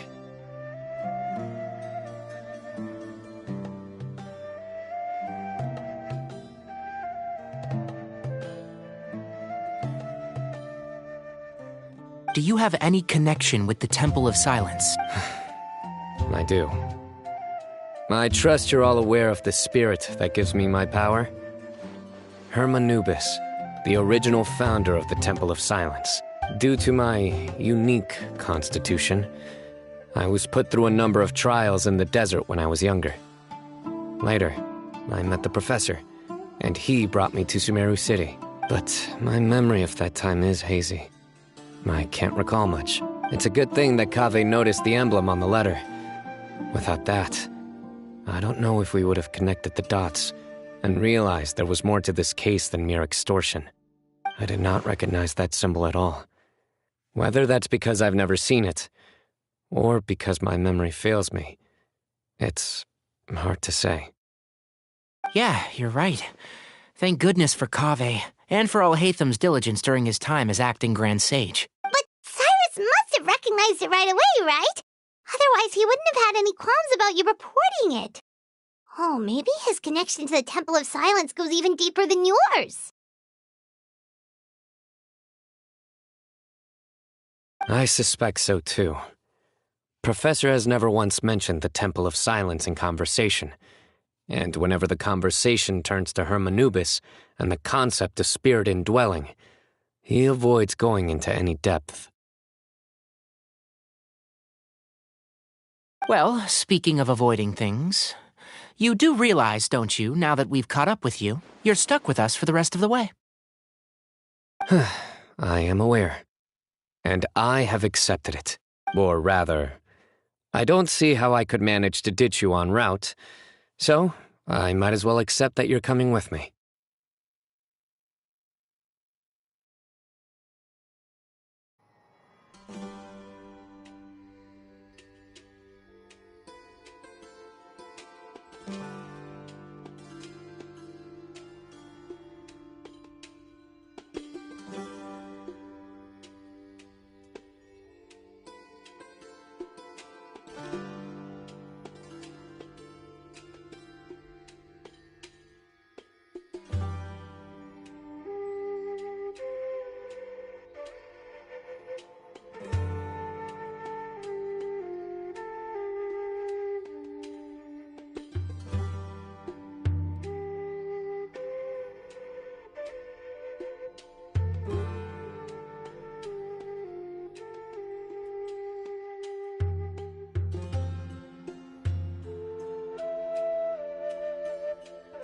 That's right. Fact is, we're coming with you whether you like it or not, so the best option now is to try to look out for each other. Ha!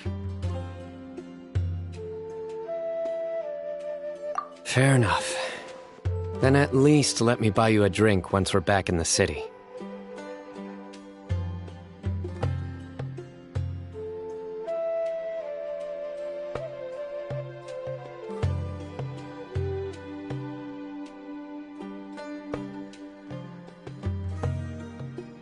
Works for me.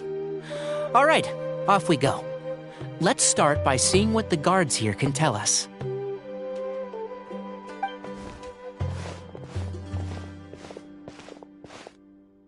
Hello. Mahamatra Cyno? I'm looking for someone, so I'd like to confirm any recent foot traffic in and out of Aru Village.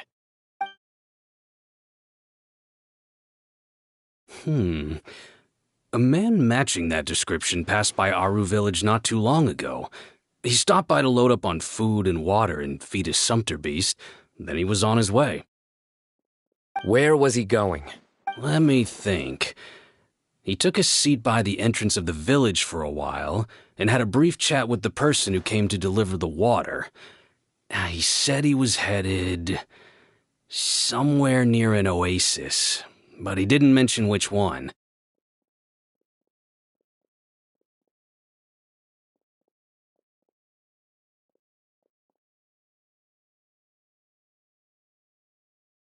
Do you have a map? I can mark out the direction he was heading and the best routes to any nearby oases. I have one. Mark away. Great.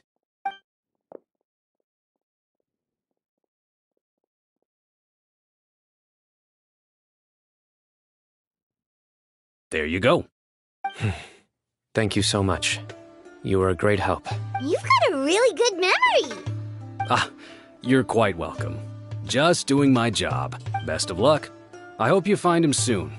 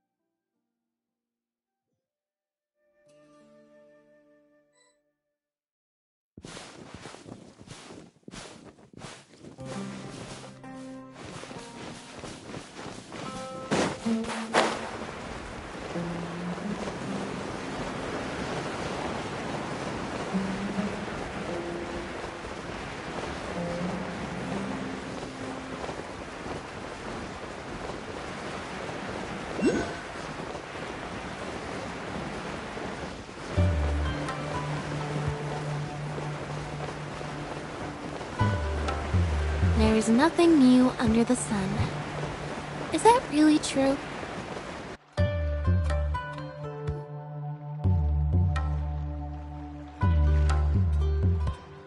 Hold on. I see some people over there. Do you think it's safe to ask them what they know? Should be. I'll go. No. I'll do it.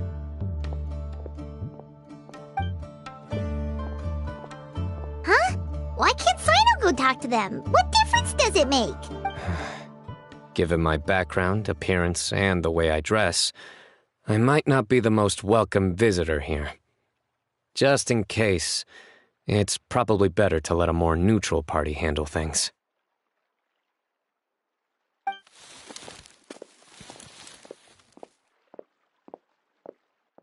Ah, hello there. I hope I'm not interrupting. My friend and I are looking for an elderly man who's gone missing around these parts. Any chance I could ask you a couple of questions? Oh, a missing person, huh? Sure. What do you want to know?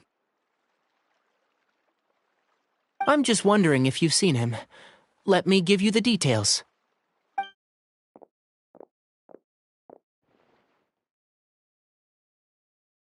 So, a silver-haired guy in a long robe, culture type with thoughtful eyes, and he's traveling alone.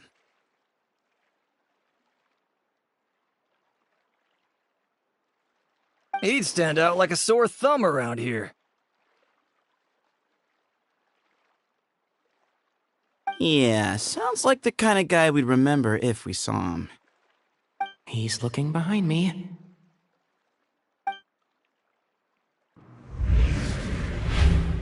Uh-oh. That guy's looking our way.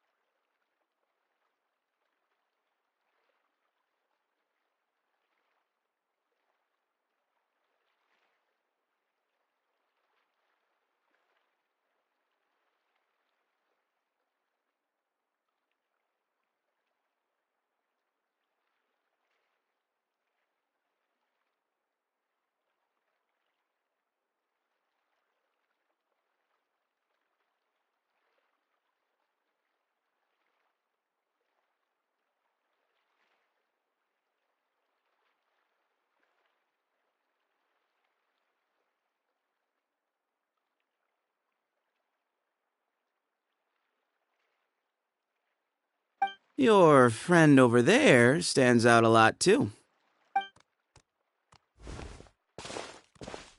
Hey, aren't you Cyno, the General Mahamatra? Yes, that's me. You don't seem surprised that I recognized you. It wouldn't be the first time. Oh, you're the one looking for the old man who's gone missing, aren't you? I have a bad feeling about this guy.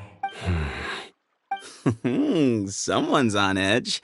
You don't trust me much, do you? No need to hide it. I understand why you're wary of us. Still, you came to us asking for help. Do you want it or not?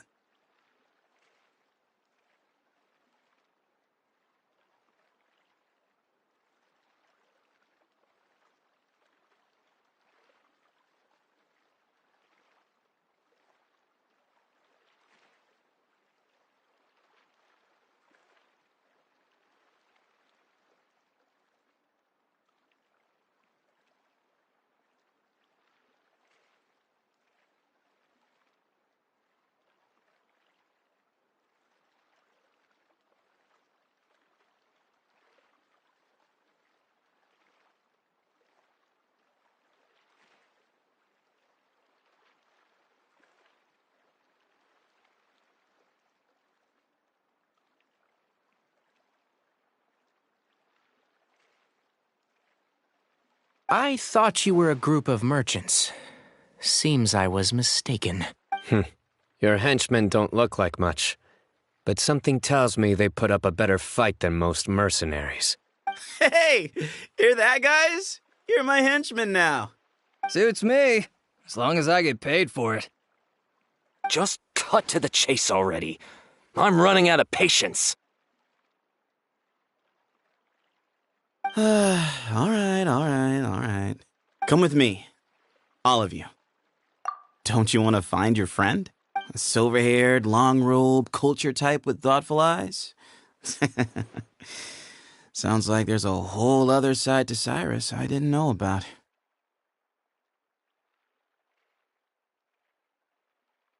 So you know where he is? Just follow me. I'll take you to him.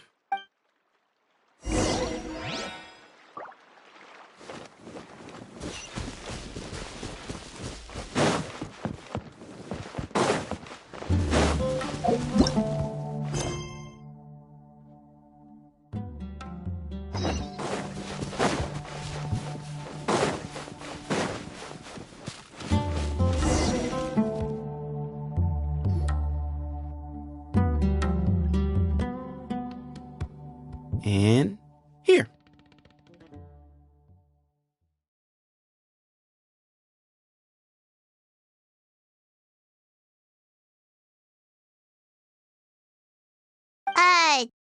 What? Where are you looking? There's nothing here!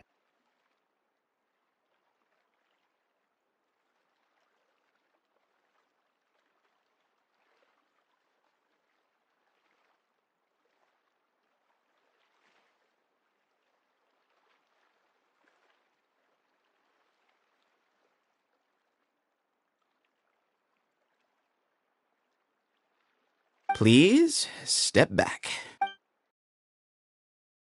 Whoa! Something's coming out of the ground! What is this enormous building doing here? And how was it so well hidden? King Deshret's technology?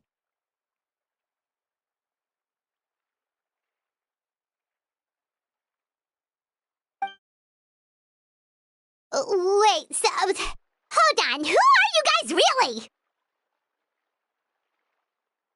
Is this the Temple of Silence? So you're a member? All good questions. There'll be plenty of time to address them later.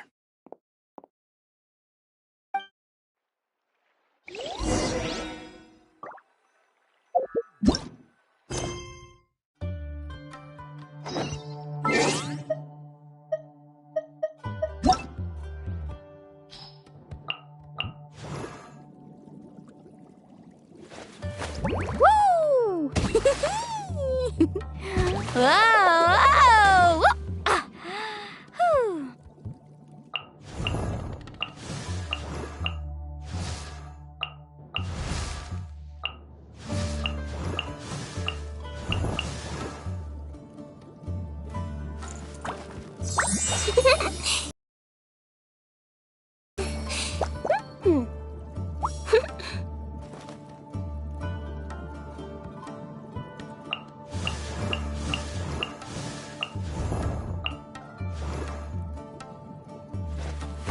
Woo! Woo!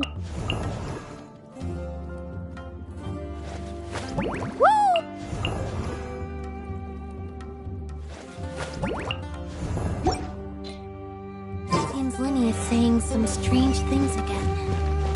It's really worrying.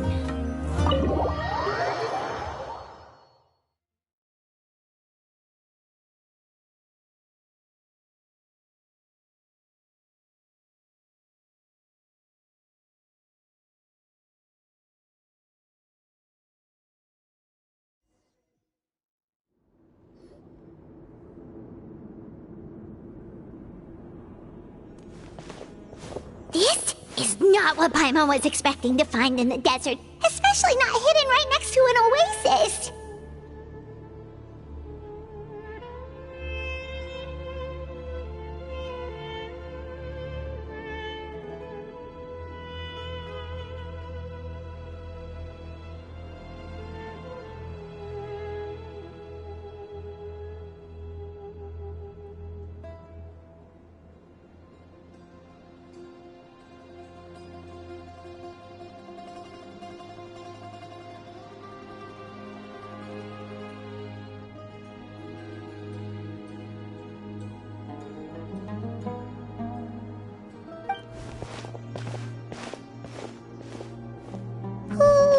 I'm scared.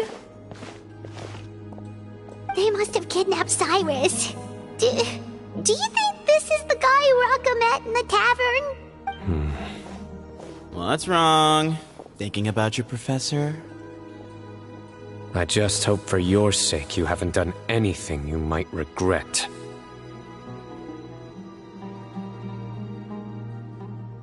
Me too. I hope I haven't done anything to incur your wrath.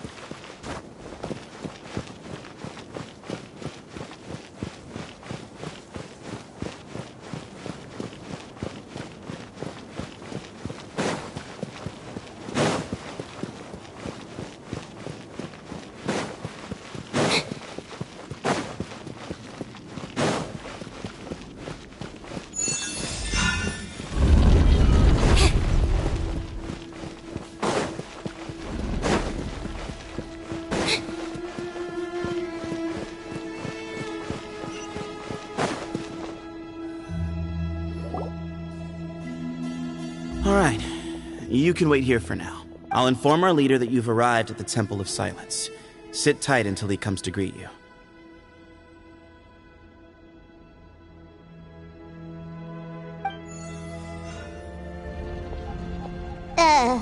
So he's just gonna leave us here unattended?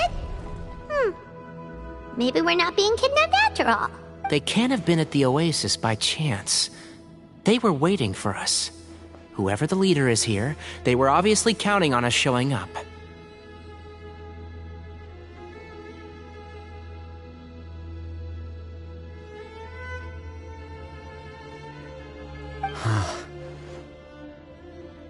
So this is the Temple of Silence. After leaving the rainforest, they hid themselves here?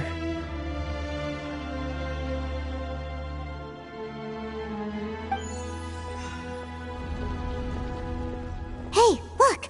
That guy's coming back. Don't worry. Someone will come and call for you soon. What's your name? Sorry, guess I was so delighted to see you, I forgot to introduce myself. My name is Sethos. I'll be here if you need me, but I'm not planning on answering all of your questions. Other than that, you can occupy yourselves however you see fit.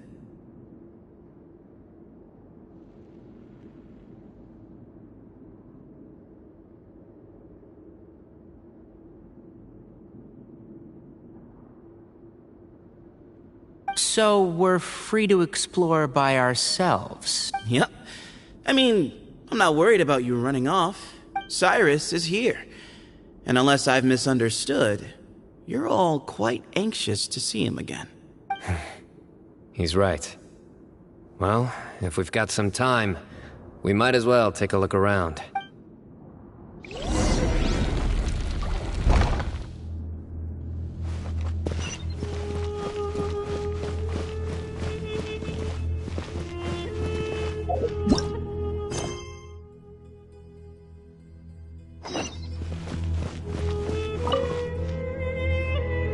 I never imagined that the true Temple of Silence would be hidden somewhere like this.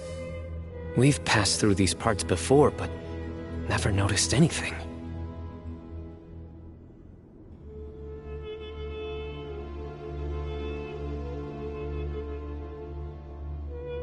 That's King Deshret's technology for you, I guess.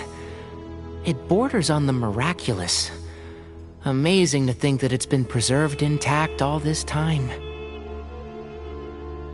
We should be wary of our hosts. Still, at this point, we can be confident that the professor is safe and sound, so that's something.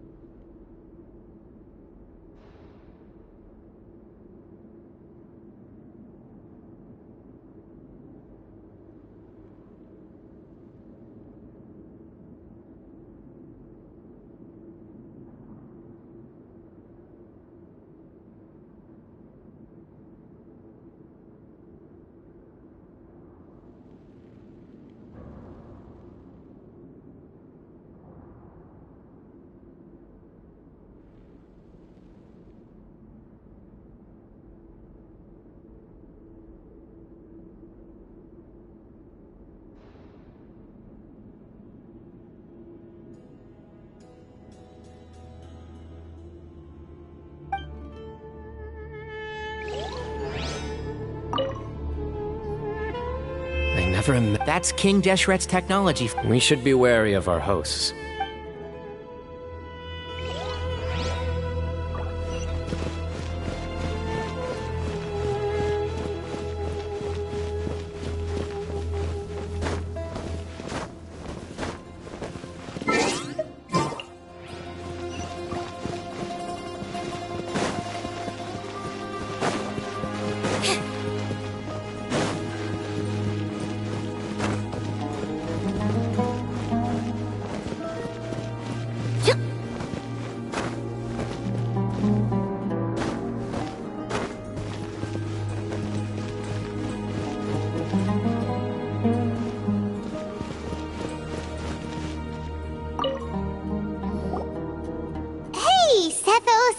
Have you got some time to chat? Sure. Although, I'm assuming by chat, you mean you have questions for me? I don't blame you. Anyone else would.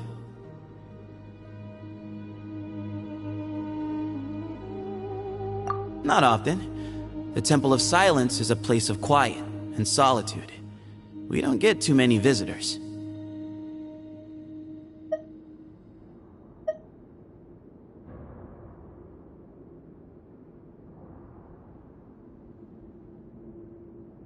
Yes, that was me. Although, tricked is a stretch. He was asking everyone in the tavern about ways to make some easy money. He insisted that nothing was off the table, even if it broke the law. So, I told him that Cyrus had embezzled a large sum of mora from the desert.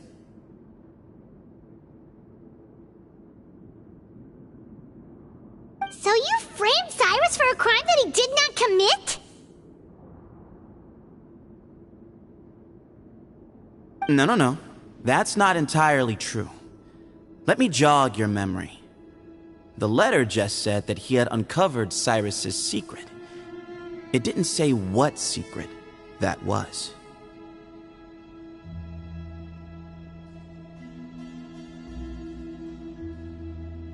Of course. Uraka was a great accomplice, really. Very cooperative with a little bit of wine in him.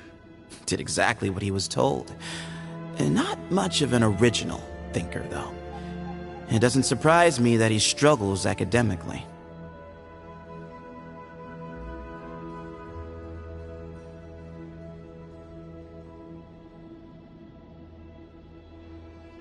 Why did Cyrus leave for the desert as soon as he received the letter?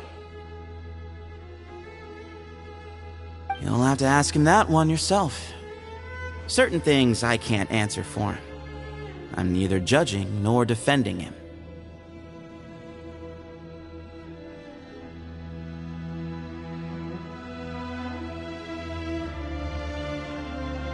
All you need to know is that he recognized our emblem, and it was his own choice to take the bait.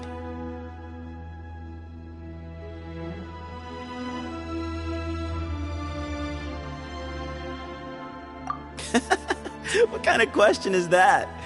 He's the General Mahamatra. Everyone in Sumeru knows who he is.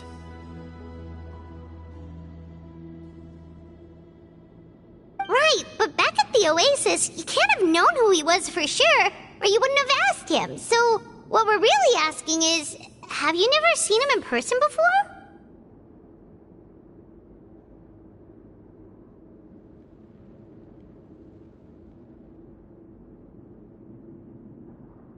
I've lived in the desert my whole life.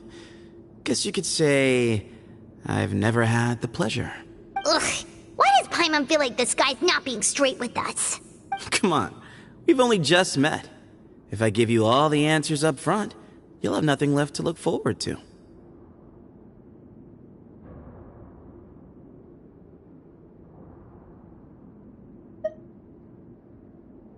Nope, not once.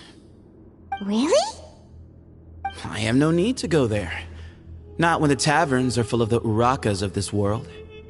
Besides, we're well aware of what goes on at that.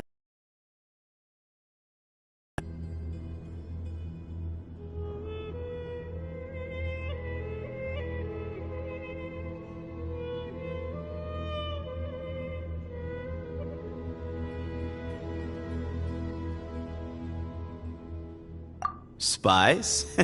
It's not as clandestine as that. The city gates are wide open. Anyone's free to walk in. You can find out all you need to know just by walking around town and hearing the word on the street.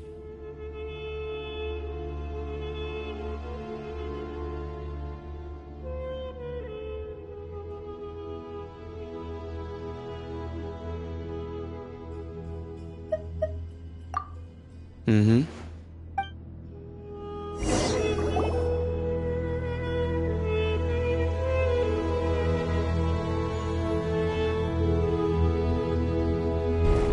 Ah, here he is.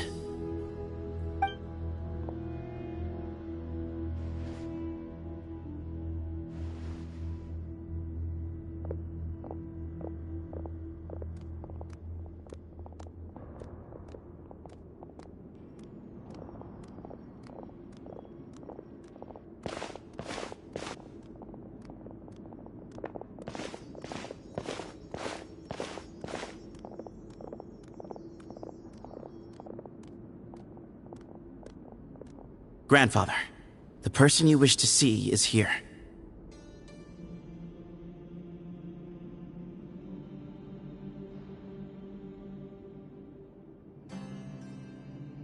Well done, Sethos.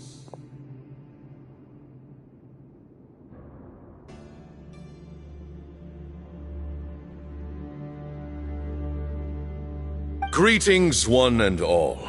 I am Ba Moon, the current leader of the Temple of Silence. I know why you are here, and I thank you for your patience. Bring him out.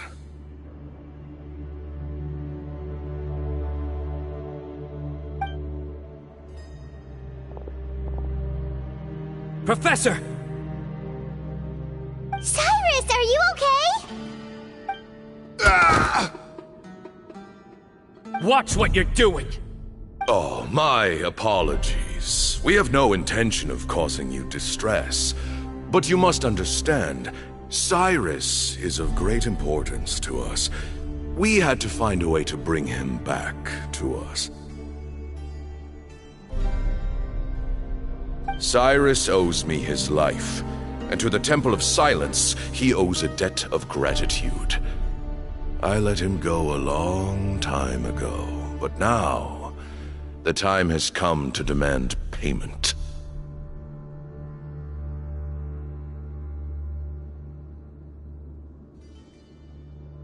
I wanted to end my feud with this old bag of bones before you caught up with me, but you got here so quickly.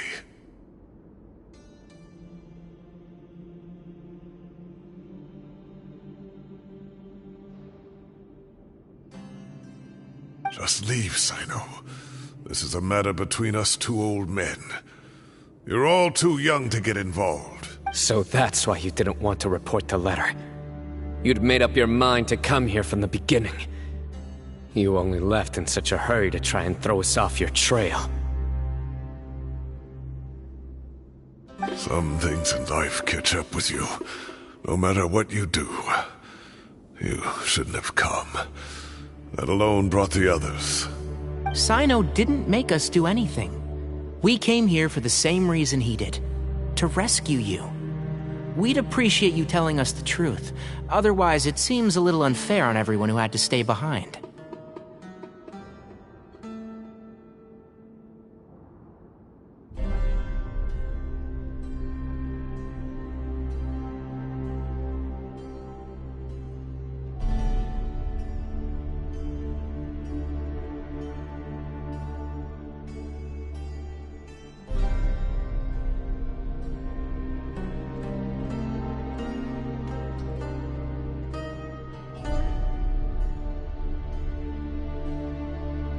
My secrets are secret for good reason. Bringing them to light can only lead to misfortune. You're afraid, aren't you? You can't bring yourself to speak of your past deeds to the students you nurtured as if they were your own children.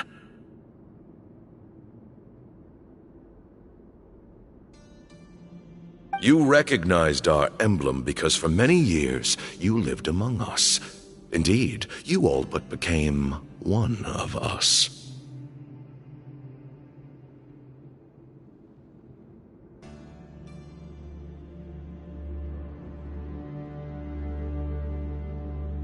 You knew as soon as you saw the letter that we, not Uraka, were the ones speaking to you. It threatened you only because you know what you did. Your own guilt convicted you.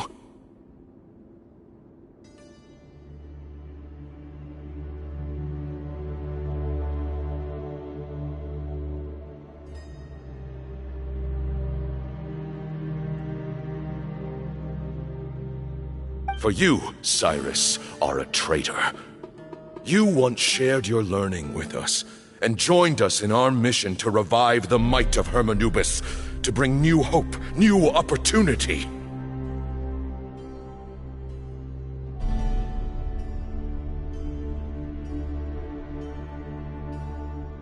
But then you betrayed us. You bargained for your independence with your past contributions. And then you left, taking with you Hermanubis' might and the wielder of his power.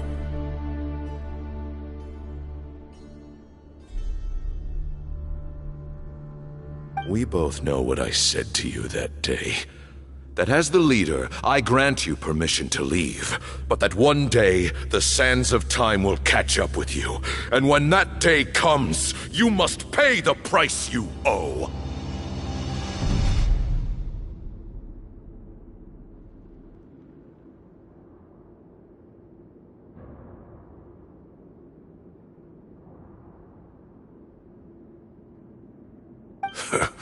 You really know how to hold a grudge. Hermanubis' might? And the wielder of his power? Does he mean you?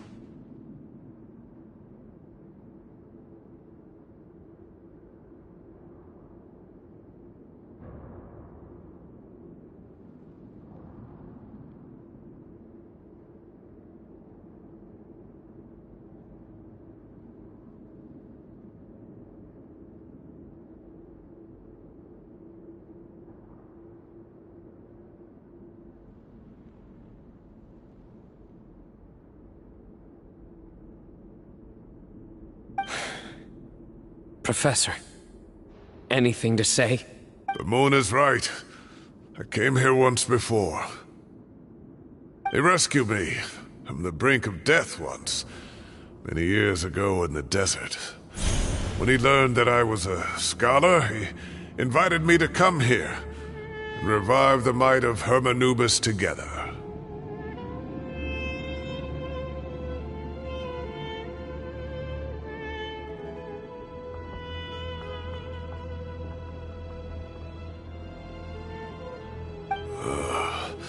It was a great, daring plan, and one shrouded in secrecy.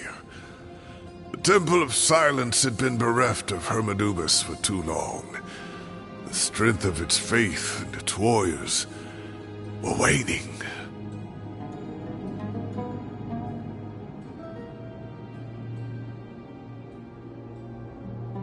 Bamoon proposed that we implant bar fragments, shards of Hermanubis, into the bodies of suitable vessels.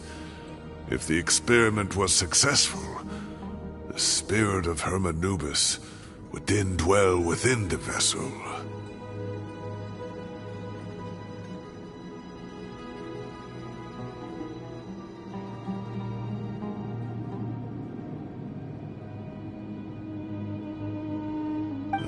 Many believers volunteered themselves for the experiment. But we soon discovered that the bodies of grown adults could not withstand Hermanubis' power. In the end, Bamoon offered his own adoptive grandson.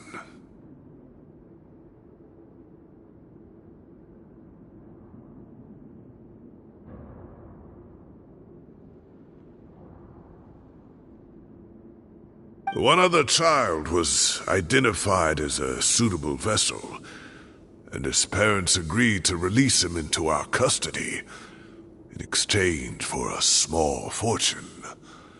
These two children were our only hope for hosting Hermanubis' power.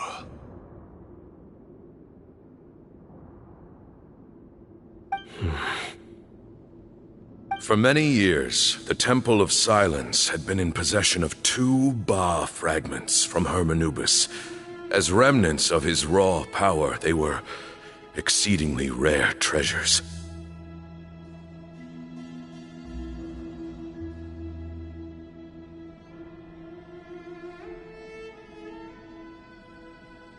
The test subjects were sent into a room that had been prepared for the ceremony, and instructed to approach the Ba fragments, whose power had been amplified.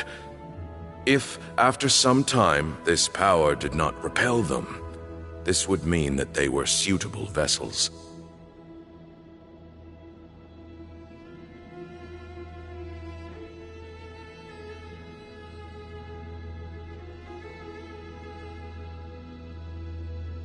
The original plan was for a 3-stage experiment: resonance, implantation, and recovery and observation. The resonance stage went quite smoothly for both candidates. As the 2nd stage began, I realized a decision had to be made. Should we implant the fragments one at a time, This would allow us to monitor the results after the first round and adjust our plan accordingly.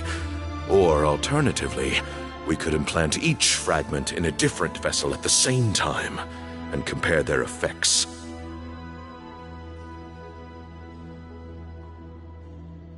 But as I was deliberating, both Ba fragments suddenly became active. They glowed with a light we had never seen before. I knew that if they were not implanted right away, they would disintegrate the world for good.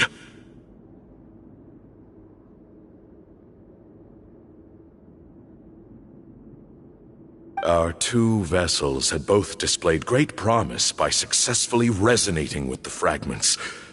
Under the circumstances, the thought of implanting both fragments into the same vessel seemed out of the question. To preserve our faith and our power, we implanted each of them with a single fragment. Ultimately, I ended the experiment and left, taking one of the children with me. In recognition of your past contributions, I chose not to send someone to hunt down and kill you both. Your lives were spared, but I have paid a great price for your betrayal ever since.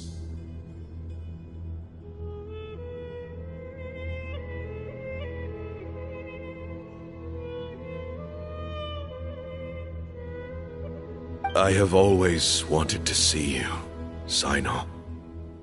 Losing you and your Ba fragment dealt us a devastating blow.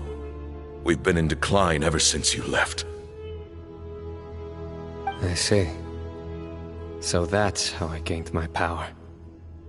Look, in essence, I borrowed your Ba fragment for a decade or so. And now you are seeking justice. If you want to take my life, then so be it. I'm an old man now anyway. But you cannot lift a finger against Cyno. He is the General Mahamatra. Your actions would be seen as a declaration of war against the Academia. I'm sure you don't remember anymore, dear Cyno, but you've met us all before. You were so young then, when we all gathered around and celebrated the revival of our Lord.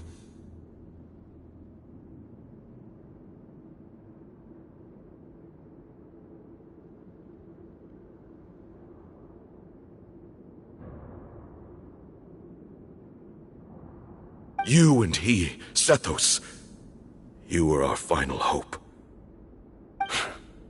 You'd like me to return my power? As a follower of Hermanubis, I have allowed this power to remain in the rainforest for far too long.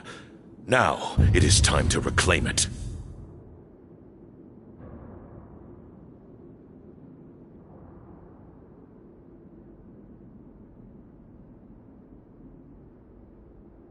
That power is not yours to reclaim.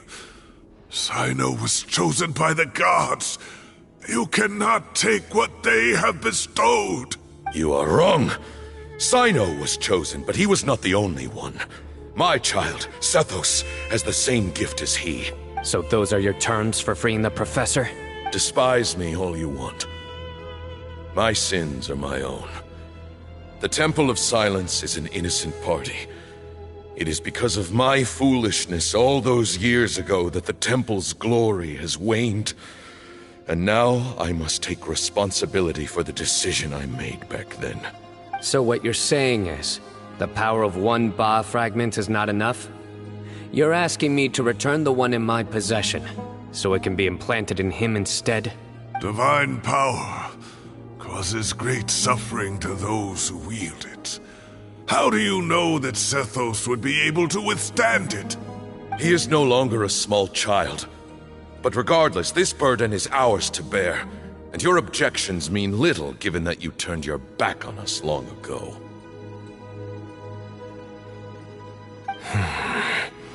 Both my heart and mind are telling me that what you are proposing is a terrible idea. However... Don't listen to him, Cyno. That power is no more yours to give than it is his to take. You have to understand. I know.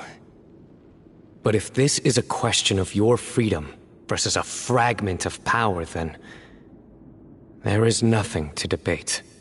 Sorry to interrupt, but in my view, there are a number of contentions here that still need addressing. Say that Cyno refuses to return his power, and you also refuse to release Cyrus. Then, we are at an impasse. I find it hard to believe that you went to all this effort without planning for that possibility. You're trying to gauge where we stand while keeping your remaining cards close to your chest. Well, my stance is, put the rest of your cards on the table.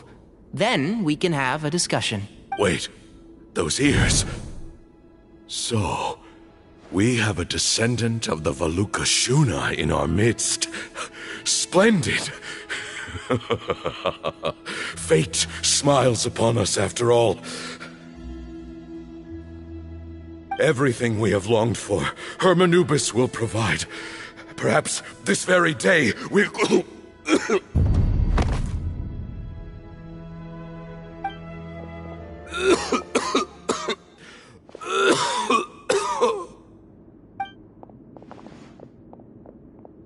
Why is he coughing so much? He looks like he's in really bad shape.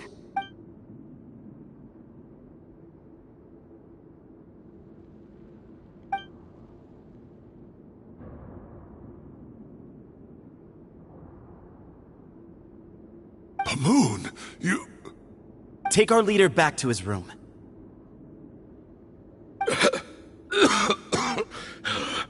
Sethos, you must... Grandfather, I know what you wish to say. Leave this in my hands.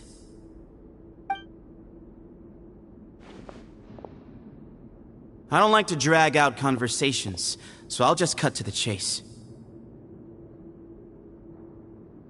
Had Cyrus not stopped the experiment all those years ago, the plan would most likely have been a success. The wisdom of Hermanubis would have been ours.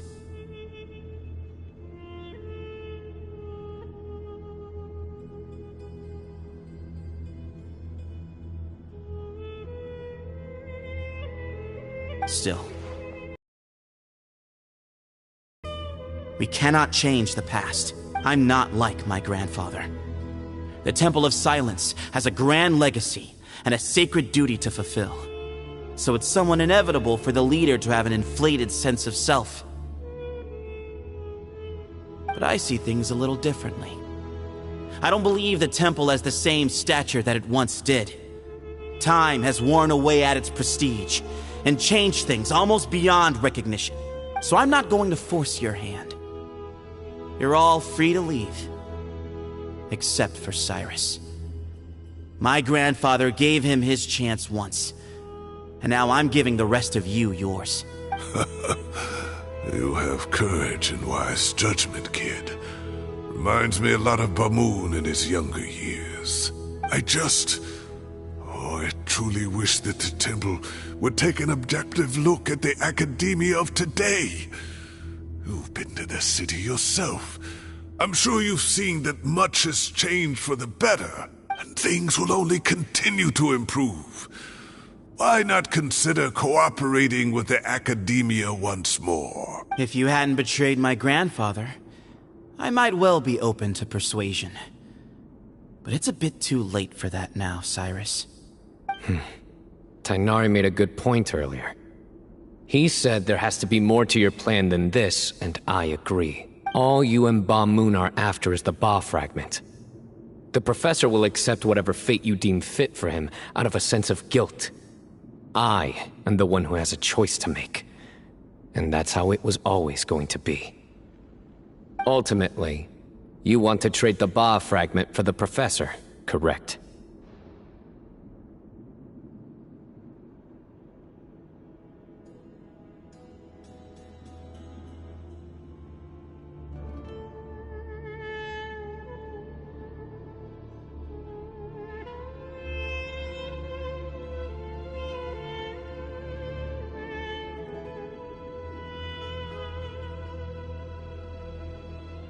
I'm glad to see you're giving it some serious consideration. I won't forsake my professor. Nor do I intend to run from a problem that I must face sooner or later. Give me one night to make my decision. That works. Then I'll be waiting to hear your verdict, Cyno. Oh, my grandfather still has a fair few things he wants to say to Cyrus, so I'll be escorting him back now. Are you sure about negotiating with him? I need to think this through. Everyone, let's meet again later tonight.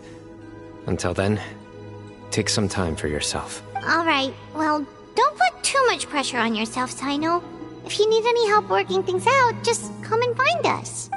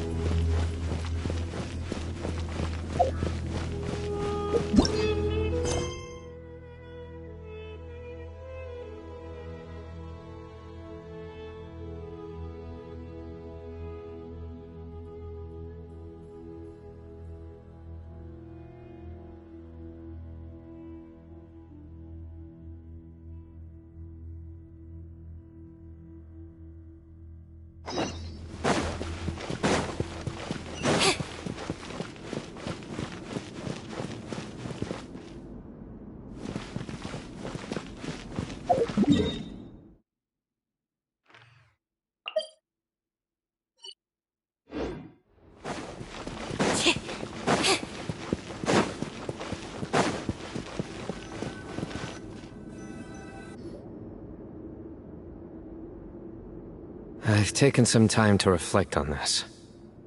If I had to guess, Professor Cyrus came to the desert knowing that he would almost certainly never return.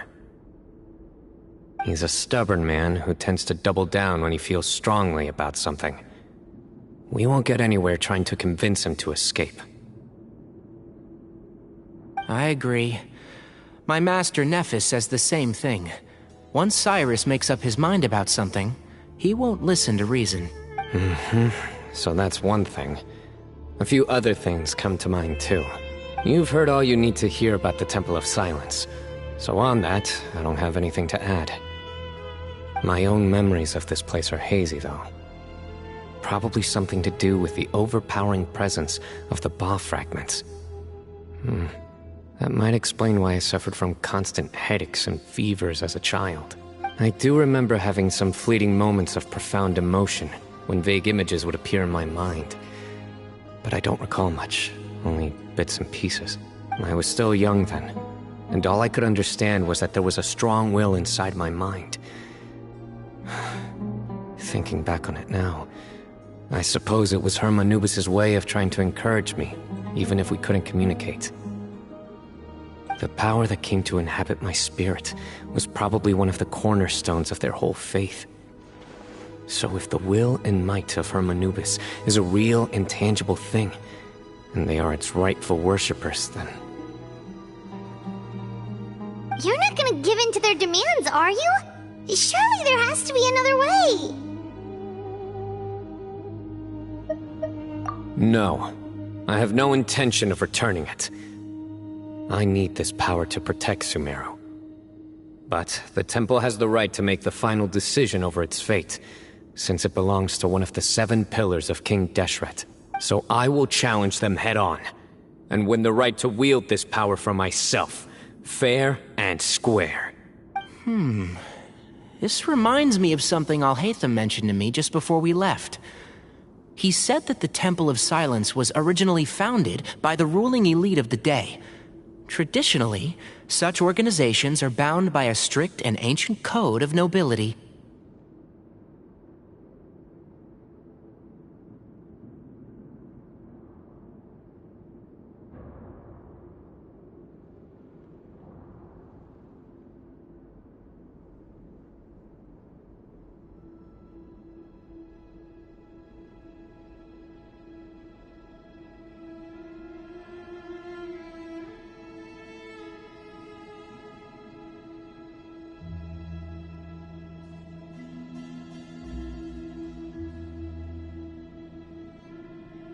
Kaveh has made similar observations about the desert tribes from his work trips there. He says many of them have their own internal rules. They talk about the importance of never dishonoring their tribal bonds, or the rules laid down by their ancestors.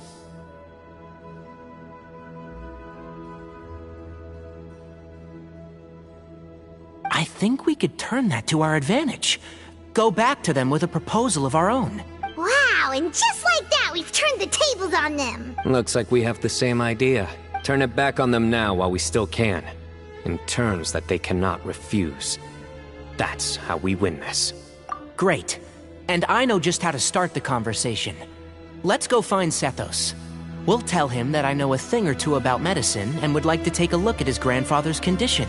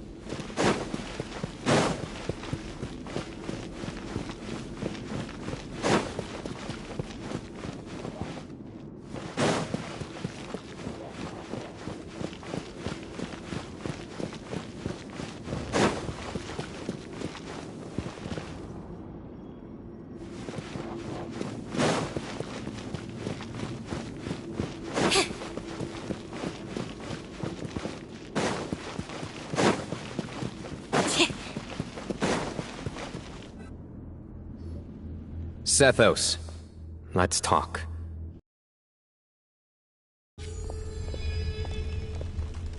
Have you made up your mind? We'll get to that, but first, I have some degree of medical training, so I was wondering if you might let me take a look at your grandfather? I have no objections, although we do have our own doctors here. I doubt you'll be able to tell us anything we don't already know. Only one way to find out. Follow me. Keep your voices down. We don't want to disturb him.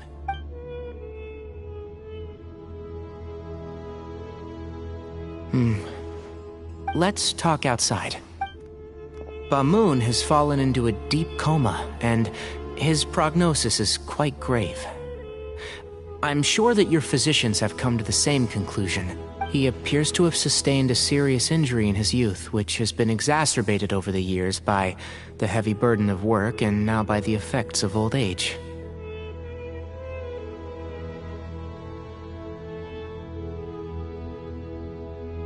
Regretfully, I must inform you that, based on what I've seen with patients in a similar condition, he doesn't have long left.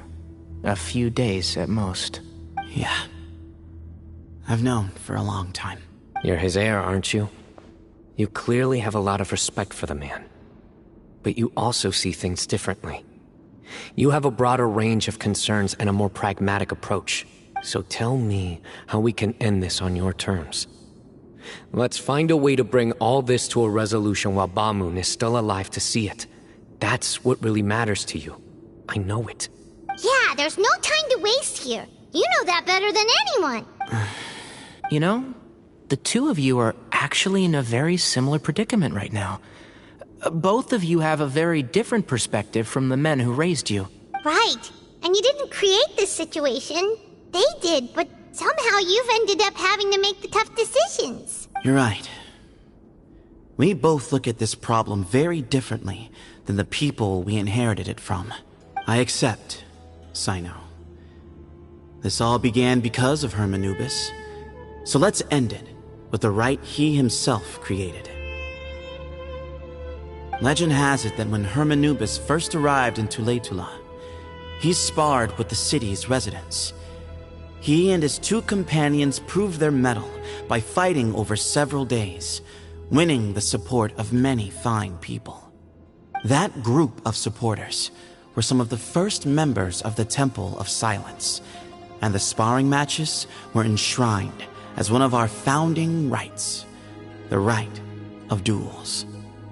It's where it all began. Sounds very fitting. I'm in. As a fellow vessel of Hermanubis, your ties to the Temple of Silence run deep. so I will permit you to participate in this rite, along with your chosen companions. 3 against 3. Sounds good. However, I have some additional terms. As the challengers, you must win all 3 of your fights to win. And Cyno, both of us must put our Ba fragment on the line. The winner takes them both. Letting Cyrus leave with one of the Ba fragments was a mistake, made by my grandfather out of pity. It is a long-standing issue that must be addressed for the Temple of Silence to move forward. I can make no concessions on that front. None needed. We're on the same page. If I win, the Temple of Silence must release Cyrus, and consider this past dispute resolved. If you win, I'll return my power to you. It's a deal. Then let's meet at the ceremonial hall tomorrow evening, 8 o'clock.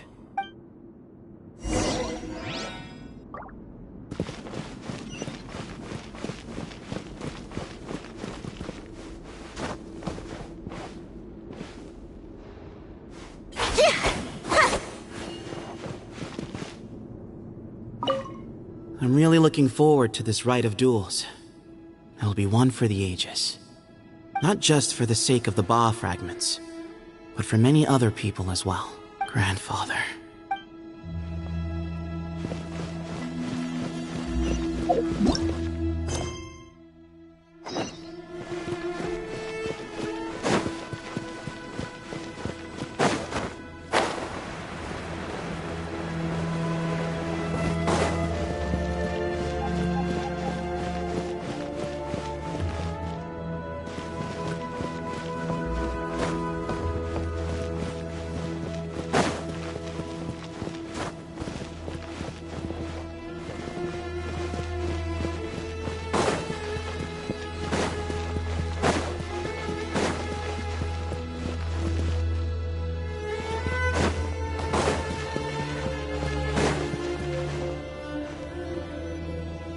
Well, after how that went, there's definitely no turning back now. There never was.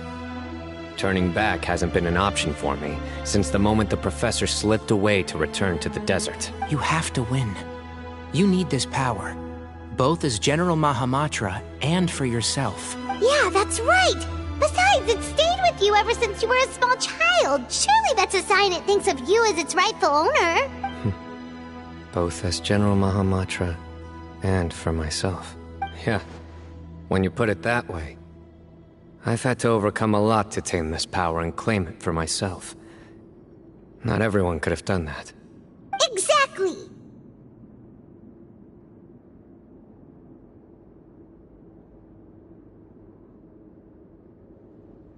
The Traveler and I will never lose. And neither shall I. The desert was home to an ancient and great civilization that, for a variety of reasons, fell out with the civilization of the rainforest. It's just as Dia said. Prejudice has pushed people apart.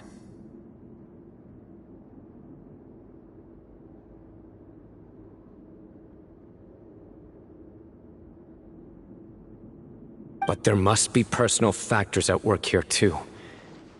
I can't shake the feeling that Ba-Moon cares for many more things than he lets on. And I don't think that Zethos is any kind of villain. He's just doing what he thinks is best. Tomorrow, everything will be resolved.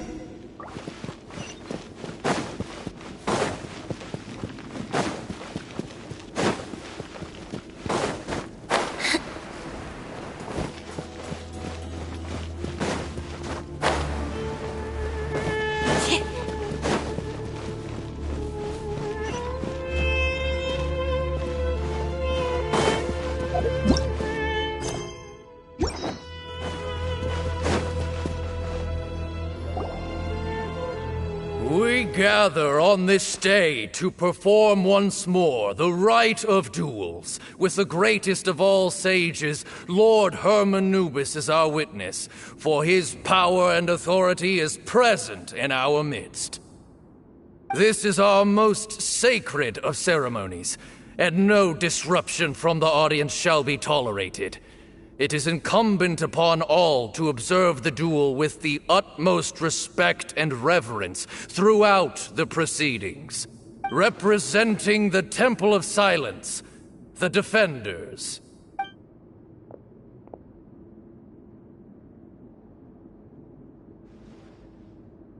Grandfather, you're here.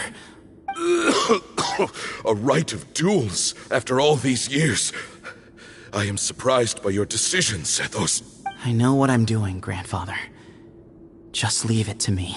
Representing the Academia, the Challengers. Ready. We will fight to have our voices heard.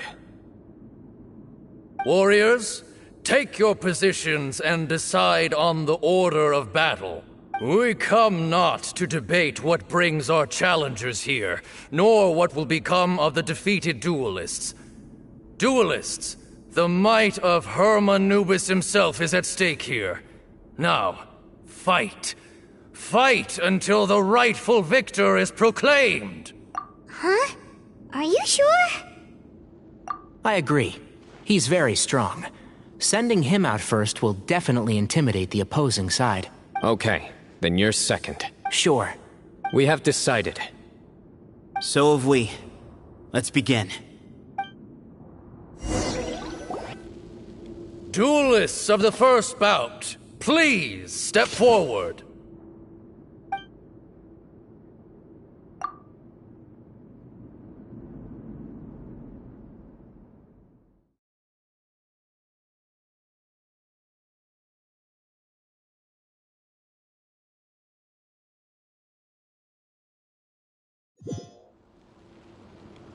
Don't forget, safety first! Hey, you there! You better play nice with them or Paimon will make you regret. Too much chatter from the audience over there. Hey!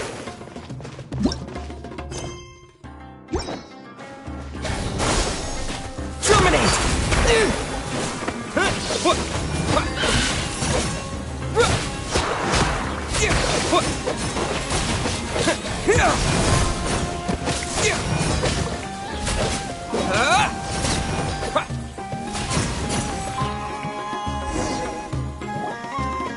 A swift end to the first bout.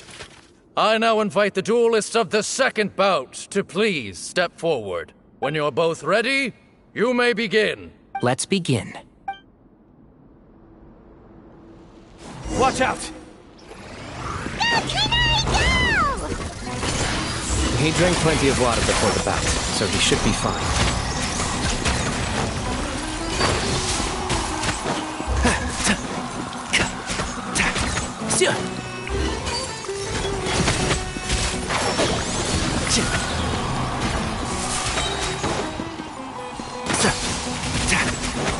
I'll uproot you!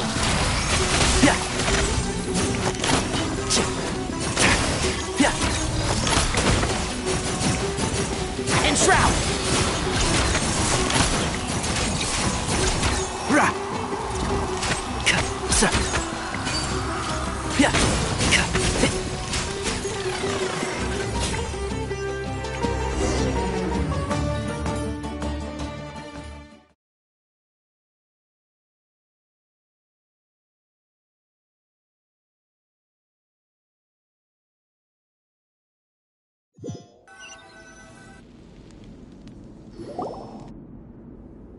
Thus ends the second bout. We will now move to the third bout. Duelists, please step forward. I'm ready. So am I.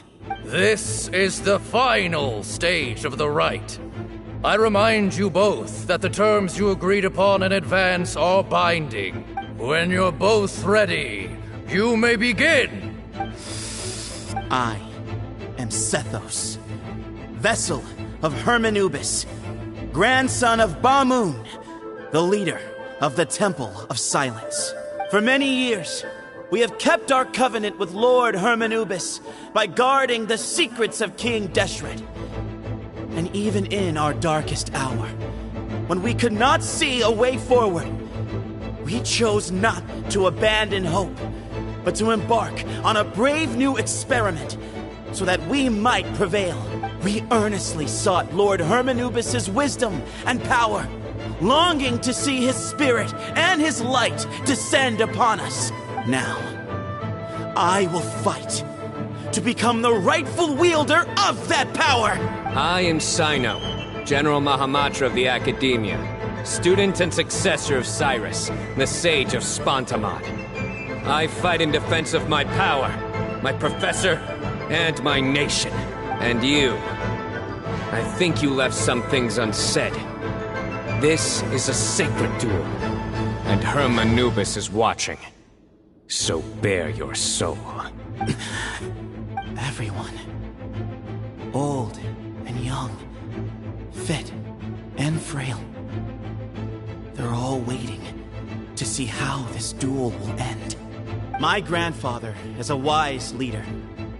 He is also known to be a ruler who is not afraid to get blood on his hands. I understand his beliefs well, and I know what he expects of me. But our faith has held us back for too long.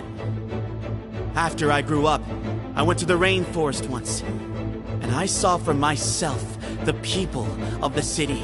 Times have changed. The people of Sumeru are happier and more free now than in the past. I thought about this as I stood at one of the tallest points in the city, gazing down at the streets below. Then I thought of you, Cyno. You and I both wield the same power, and the lives we lead could not be more different. Each Ba fragment of Hermanubis stands for something different. Might, glory, one of many other secrets that have yet to be revealed. I once thought that the nature of our fragments must be what makes us so different from one another. But maybe it's that you've found your answer, and I am still searching for mine.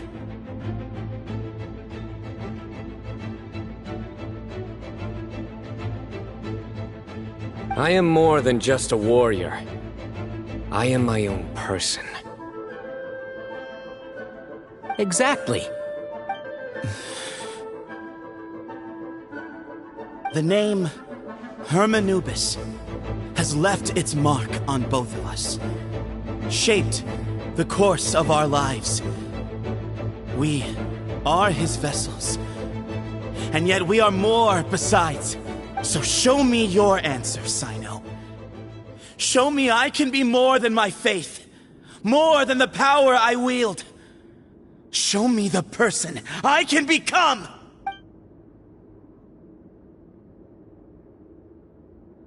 Bring it on!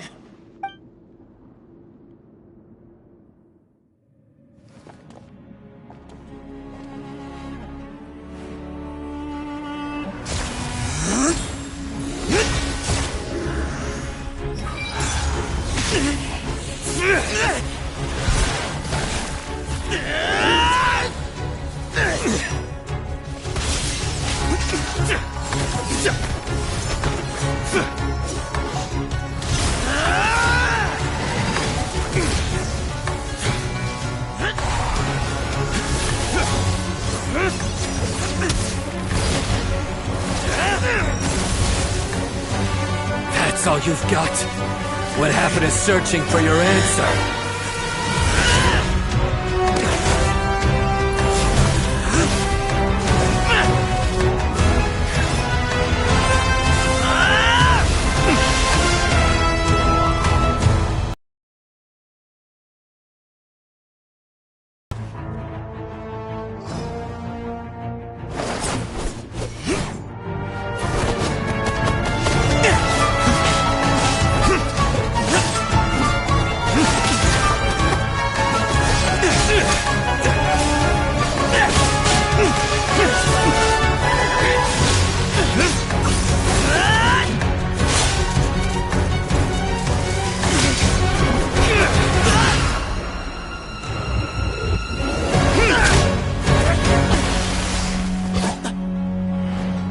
fight's over.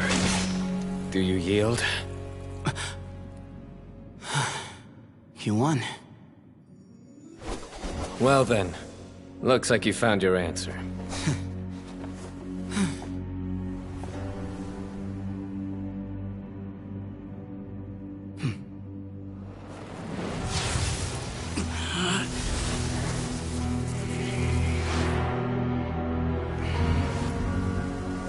I give his glory to you.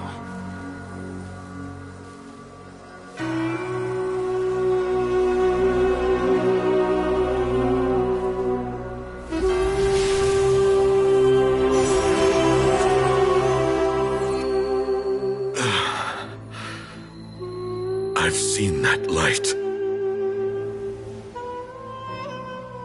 That is the light of our Lord, the great Hermanubis, priest over all other priests. His spirit dwells within that lightning, and his will lives on. Once a warrior of Tynar, he emerged from the barren desert sands to serve the god king Al-Ahmar. After the death of the god king, Hermanubis gathered his followers and the Tynarian priests and led them to the city of Tule-Tula.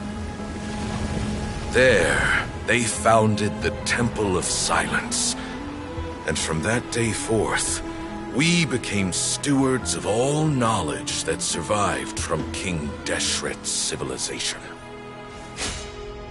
Barely a century passed before war ravaged the desert. One by one, Eremite leaders took up arms against each other in battles that would devour what little remained of their civilization. Only the wise city of Tule-Tula was spared under the guiding hand of the Tynarians. But peace did not last. Coveting the knowledge of King Deshret, the beasts set their eyes on Tule-Tula. The king of Gurabad laid siege to the city and ordered the sages to surrender to him the Temple of Silence as proof of his victory.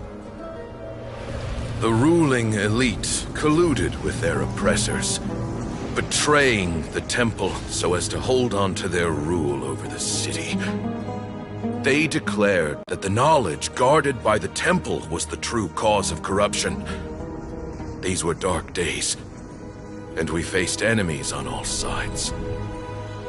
Our Lord had long since exhausted his strength, keeping the forbidden knowledge introduced by King Deshret at bay.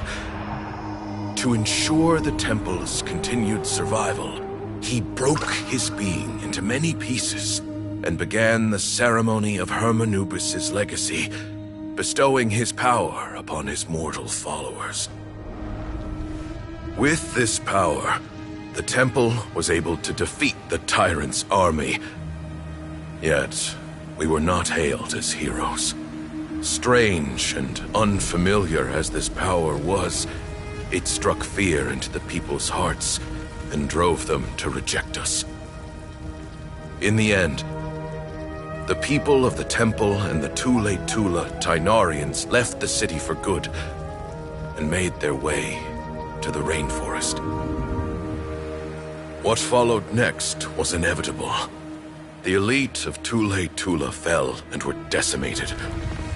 War engulfed the desert. And we wandered from place to place, always in hiding, all the while keeping close watch over our secrets and staying true to our mission. Betrayal forced us out of the desert and into the forest. Then mistrust drove us from the forest into the desert once more. We have lived in exile for far, far too long.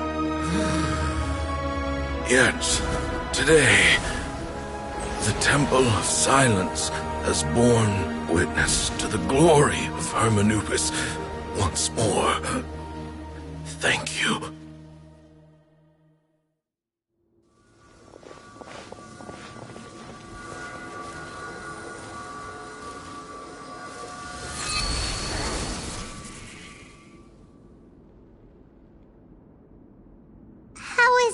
Do you feel okay?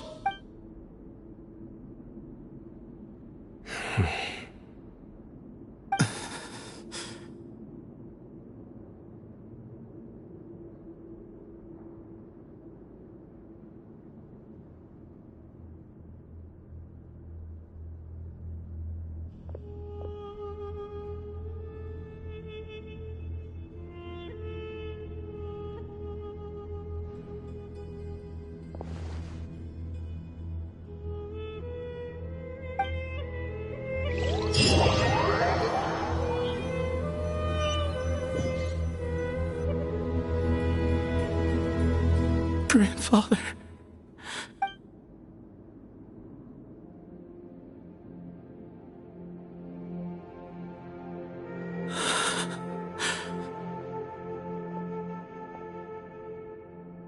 Hey, Sethos. You'll get through this. I know. I'll miss him. I guess you were prepared for this. It's been a long time coming, huh? Yeah, he's been on death's door for a very long time now. I think it was only through sheer willpower that he managed to hold on to this point. At least, he was able to see this chapter come to a close before he passed. What's next for you? Per my grandfather's last wishes, the Temple of Silence should submit to whoever possesses the largest number of Hermanupis fragments. That entitles you to be our new leader, Cyno.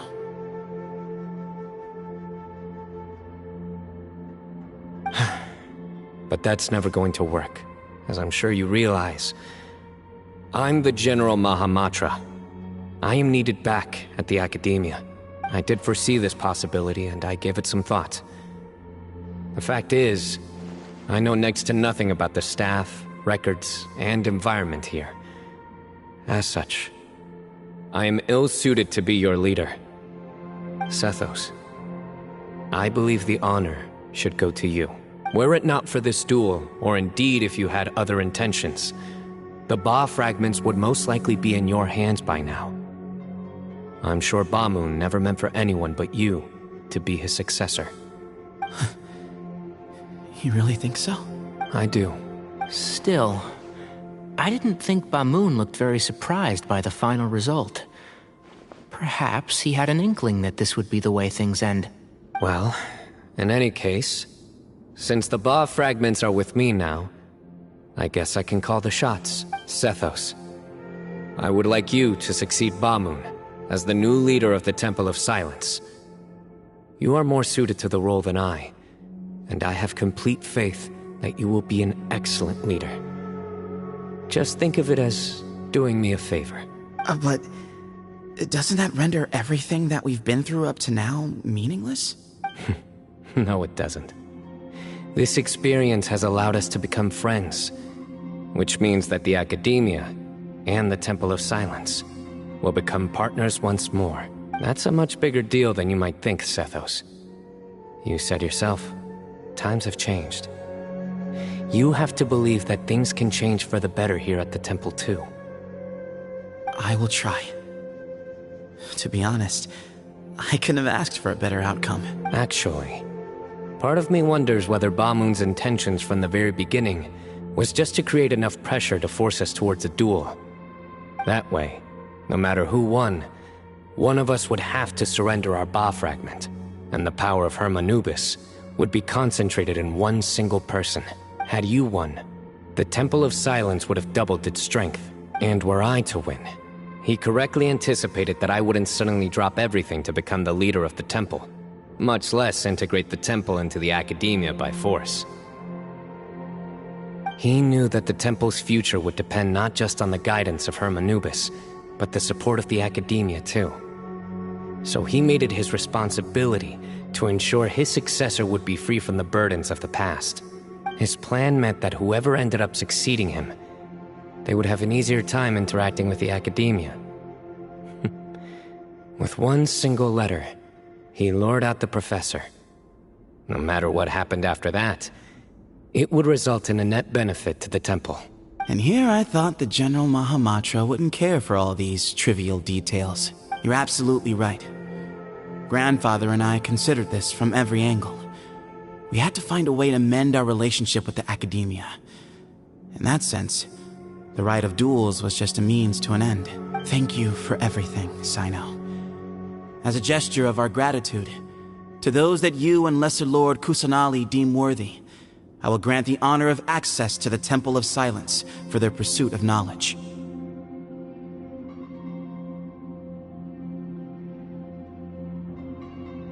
The Temple of Silence has a wealth of information on King Deshret's civilization, more than any other organization in existence today.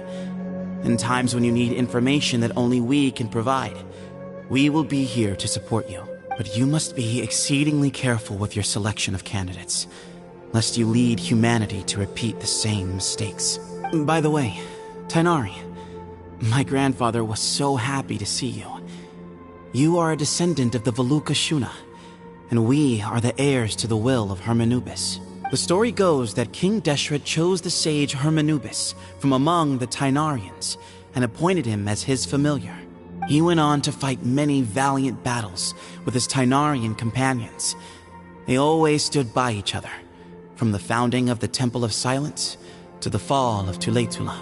The Tighnarians who left Tuletula joined their human counterparts in the rainforest. A few centuries later, when some of the group returned to the desert, many of the Tighnarians chose to stay and put down roots in the rainforest. In all likelihood, those were your ancestors. How fascinating. My father once mentioned that I was named after the Tighnarians, but I never knew that my forebears had such a history with the Temple of Silence. I like this story. By the way, has anyone seen Cyrus? Yes. Cyrus. You'll probably find him in my grandfather's room. He wouldn't show it in front of me, but I think he still has many fond memories of my grandfather. If it's true that you and your grandfather really planned for everything to turn out this way, then I guess he didn't really resent Cyrus as much as he appeared to. Who knows? Perhaps all of us. You, me, and Cyrus. We're all just pawns in my grandfather's plan to set things straight. He was awful like that. Someone's got to make the decisions when history is at a crossroads. I will make a detailed report on all of this to Lesser Lord Kusanali, and arrange for an official delegation from the academia to come and meet you in the desert. I'm sure you'll have lots to attend to in the days ahead. But once things return to normal, please come and visit the rainforest again. You should stay for a few days this time, and start to build some relationships. If we're going to work together, both sides have to get to know one another better. I will. All right, well, bye for now, everyone. I'll be seeing you. See you soon. Come hang out with us anytime.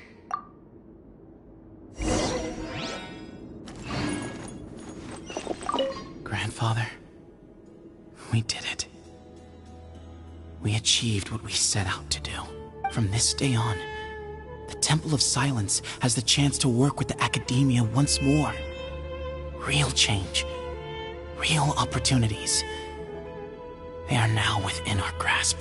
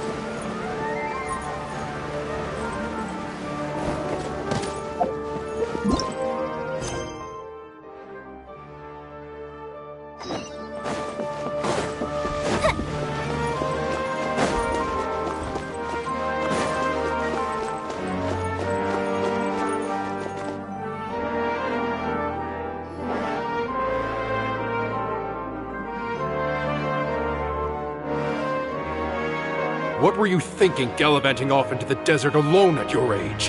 What if you take the bucket, You told not a soul what you were up to, designated nobody to handle your affairs, and left everyone scrambling frantically to try and figure out how on earth to clean up the colossal mess you'd made.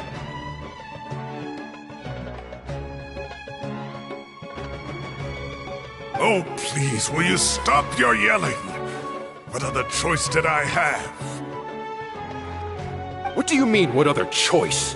Do you mean to tell me that after all your years of learning, and sagehood no less, the only idea you could conjure up in that white-haired walnut of yours was to shoot off into the unknown like some hot-headed 20-year-old adventurer? A one-man suicide mission, That's the best idea that one of the finest minds of a generation could come up with, is it? It astounds me that you survived the journey, and you're lucky that Ba Moon didn't finish you off when you arrived. All right, all right.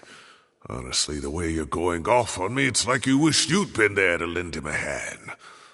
Does it mean nothing to you that I'm your colleague and former classmate? I've got nothing more to say. What's the point of berating an old bag of bones? What do you mean, bag of bones? I'm a flesh-and-blood hero who, despite his old age, saved our General Mahamatra from being stripped of his powers. Okay, look. Fine, I admit it, I was in the wrong. How can I make it up to you? What about, a month's work at the Academia? 1 month? Try 3. Hinari's master is really laying into Cyrus. Let's give them a wide berth. Professor brought this on himself. Don't pay any attention to him. Wow, I haven't seen Master get this riled up in a long time. The last time he chewed someone out like this must have been back when I was still a student. I think I'll go around and update everyone. Tell them the situation's resolved. Want to come with me? We can go for dinner afterwards. My treat. You in? Makes sense. I'm in. Hyman's coming too! Let's go!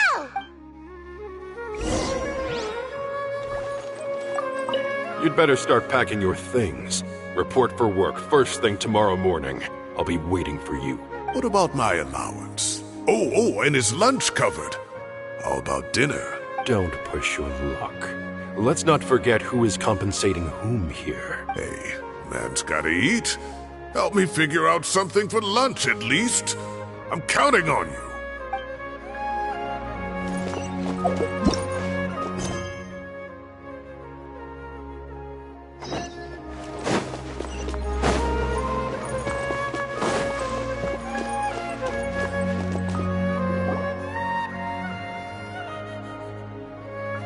Hey, Kale. You're back! We have here. Would you mind explaining to me what has been going on this past few days? I heard you all ran off into the desert and got embroiled in a major catastrophe. All taken care of. That does not answer my question. How could you be so careless? That goes for you as well. Yes, and you too. When you run into problems, you really ought to ask for help, you know? I've been around the block. Don't you think it would have made sense to involve me? And let's not forget, I know the desert like the back of my hand. Now would not be a good time to attempt to argue with Farazan. You're right. Mm-hmm. It's not the first time that I've had to talk to you about this sort of thing either. You need to learn that there are times when the right thing to do is get a more experienced member of staff involved. Do I make myself clear?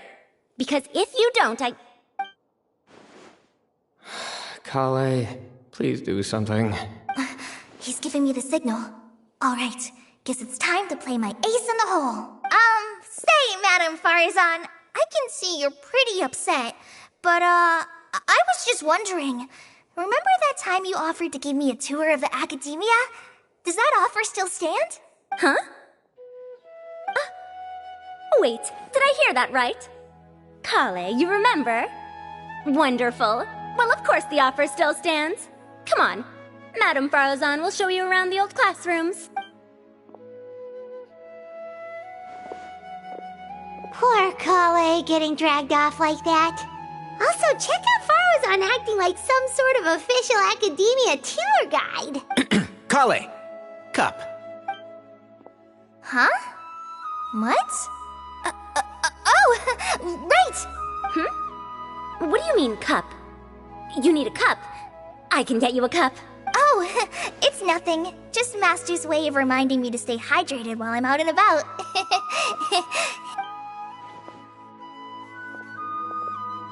It's code for let's reconvene at the cafe. Tighnari and I used it while we were in school, and it's become something of a family tradition now. Oh, that's kind of fun. Mm-hmm. 2 people left. Let's bring them along, too.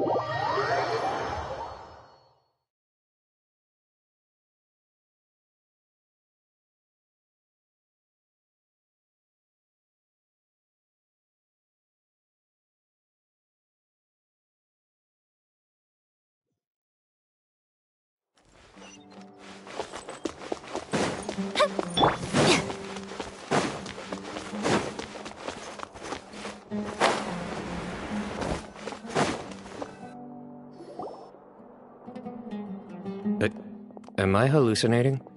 Or do I see Kaveh and Alhaitham engaged in diligent studying? We're just reorganizing all the books we used. Look, there's a whole mountain of them. There's no rush. Nobody reads these books anyway. My sincere thanks to you both. Yes, with your help, we resolved the issue rather swiftly and painlessly. And the outcome was better than we could have hoped for.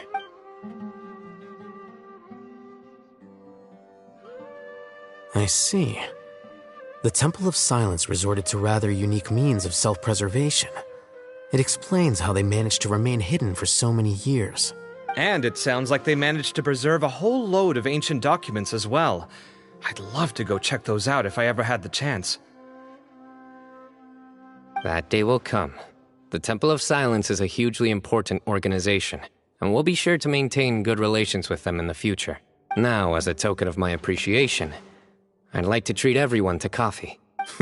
Sounds good. Yeah, sounds great. Although after the last few days, I don't know if I can handle another coffee.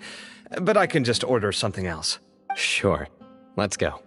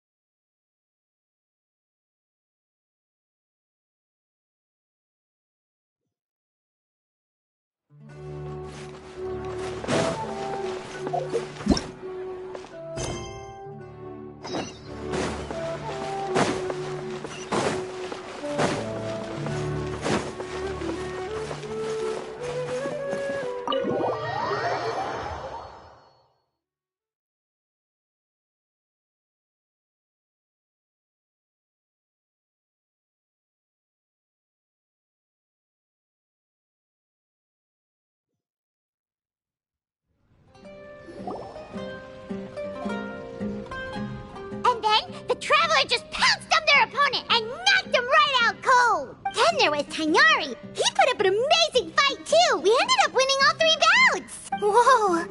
Part of me wishes I'd been there to see it, but I'd have been biting my nails off worrying about you guys. A truly edifying account of the events.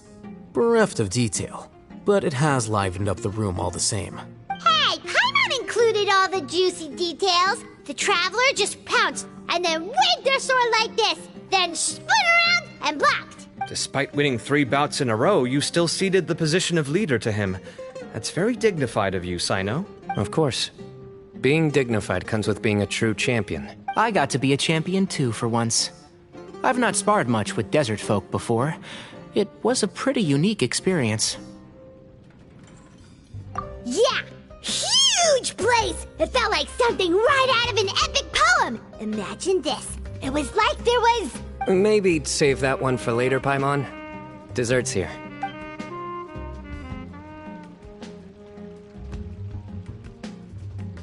I think that'll do me for today. Shall we stop off at the House of Dana again before heading home? We should probably finish putting all those books back. My thoughts exactly. See you around. I should get going as well. See you all later. Make sure you get some good rest tonight. I need to go say thanks to the Core 30 for their help. Also, Sir Nephis says he wanted to introduce me to some of the Academia's work processes. So, I gotta dash too. Kale's come a long way. She's much more confident at dealing with other people these days. Everyone's a work in progress. You never stop learning. Yeah, true.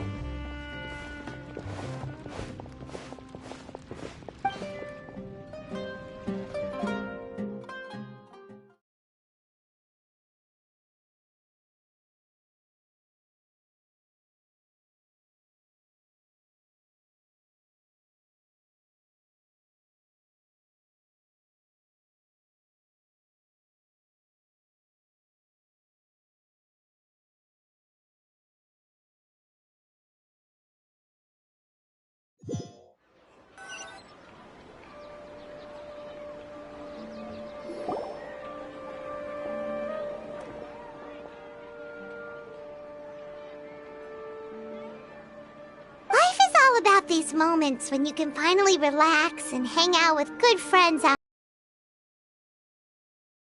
Cyno got, they were really good. Paimon definitely needs more of those in the future. Do you three have anything planned for the rest of the day? If not, would you come somewhere with me? That's a secret for now. Wouldn't want to spoil the surprise. Okay. I think I can guess what you're talking about. It'll definitely be a nice surprise. Well, now Paimon's curious. Come on, let's go.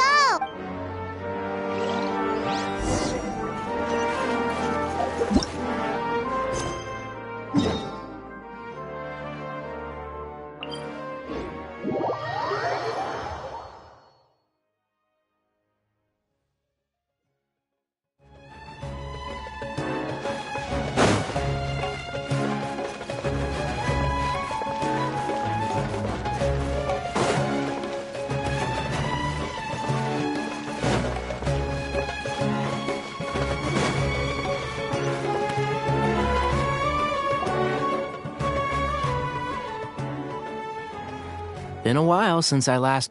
Need any help?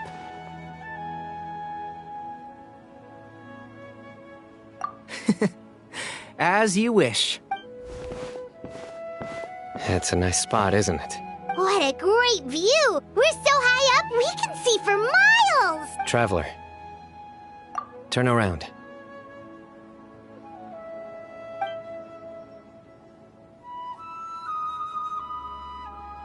This is my secret base. Somewhere I only bring my best friends. I was quite young then, and hadn't made too many friends yet. Back then, I had a lot of the same questions that Zethos was asking. Who am I? Why do I have this power? And what should I be fighting for? Our gifts help us to find our rightful place in the world. That was my experience. And I'm sure Zethos will figure things out in his own time, too.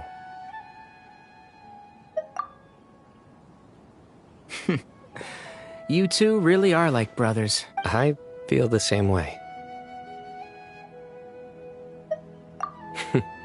Of course. I see no need to be humble when it comes to the facts. I still remember one time when we came up here to chat and do our homework. Cyno accidentally dropped a fruit. Luckily, he has fast reflexes, so he caught it just in time. That was the one and only time. Nothing will ever slip through my fingers again. Those were good times. I kinda miss the student life. You know, Paimon really shouldn't be able to imagine Cyno doing something like that, but for some strange reason, the mental image is coming through clear as day. Then make it stop. There's somebody there. It's Professor Cyrus.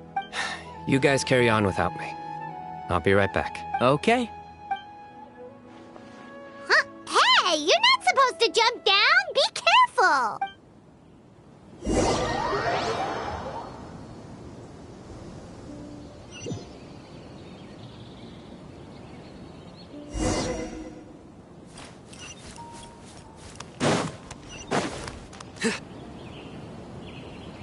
Oh my days.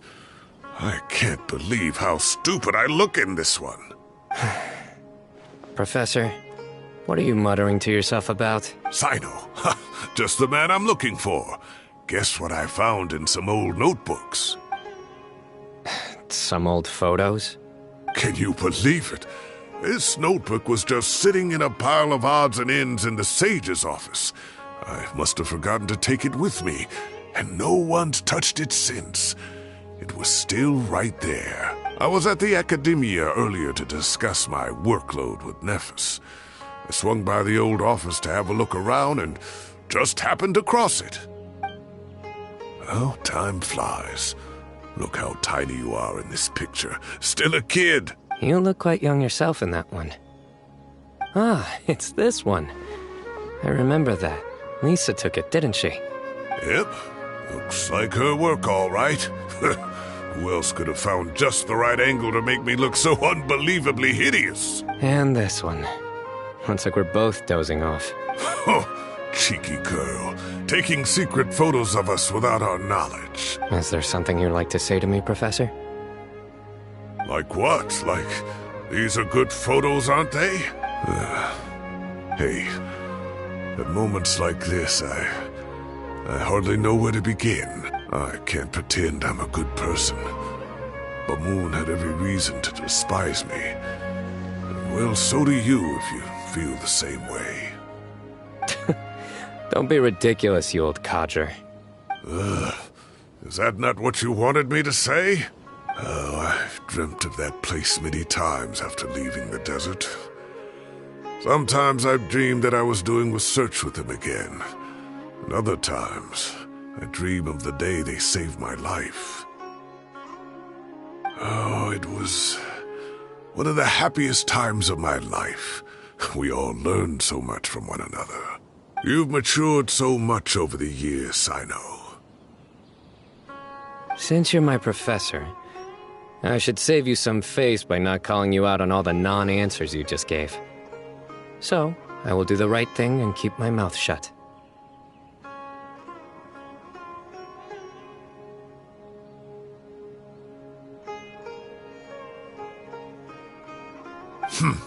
Good thinking.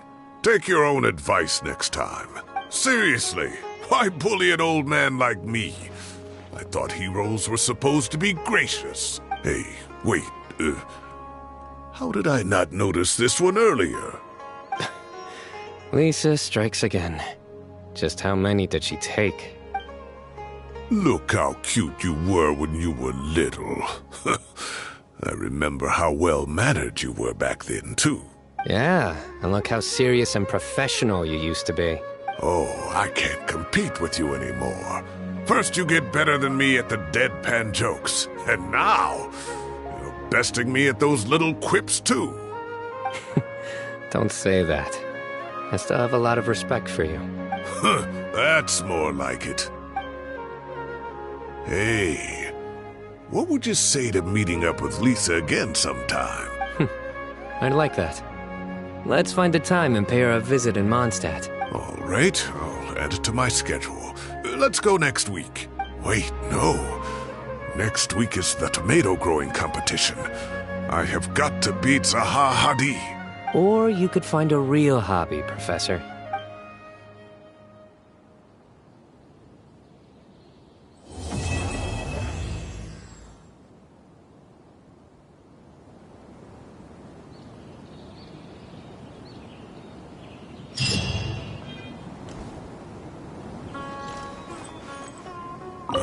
Time has passed too quickly. The children have all grown up. But it turns out grown-up kids are no use. When Nephis comes after me, Cyno still can't do anything to protect me. Oh, that boy. Great view today. This atmosphere calls for a joke out of left field, to catch the listener unawares.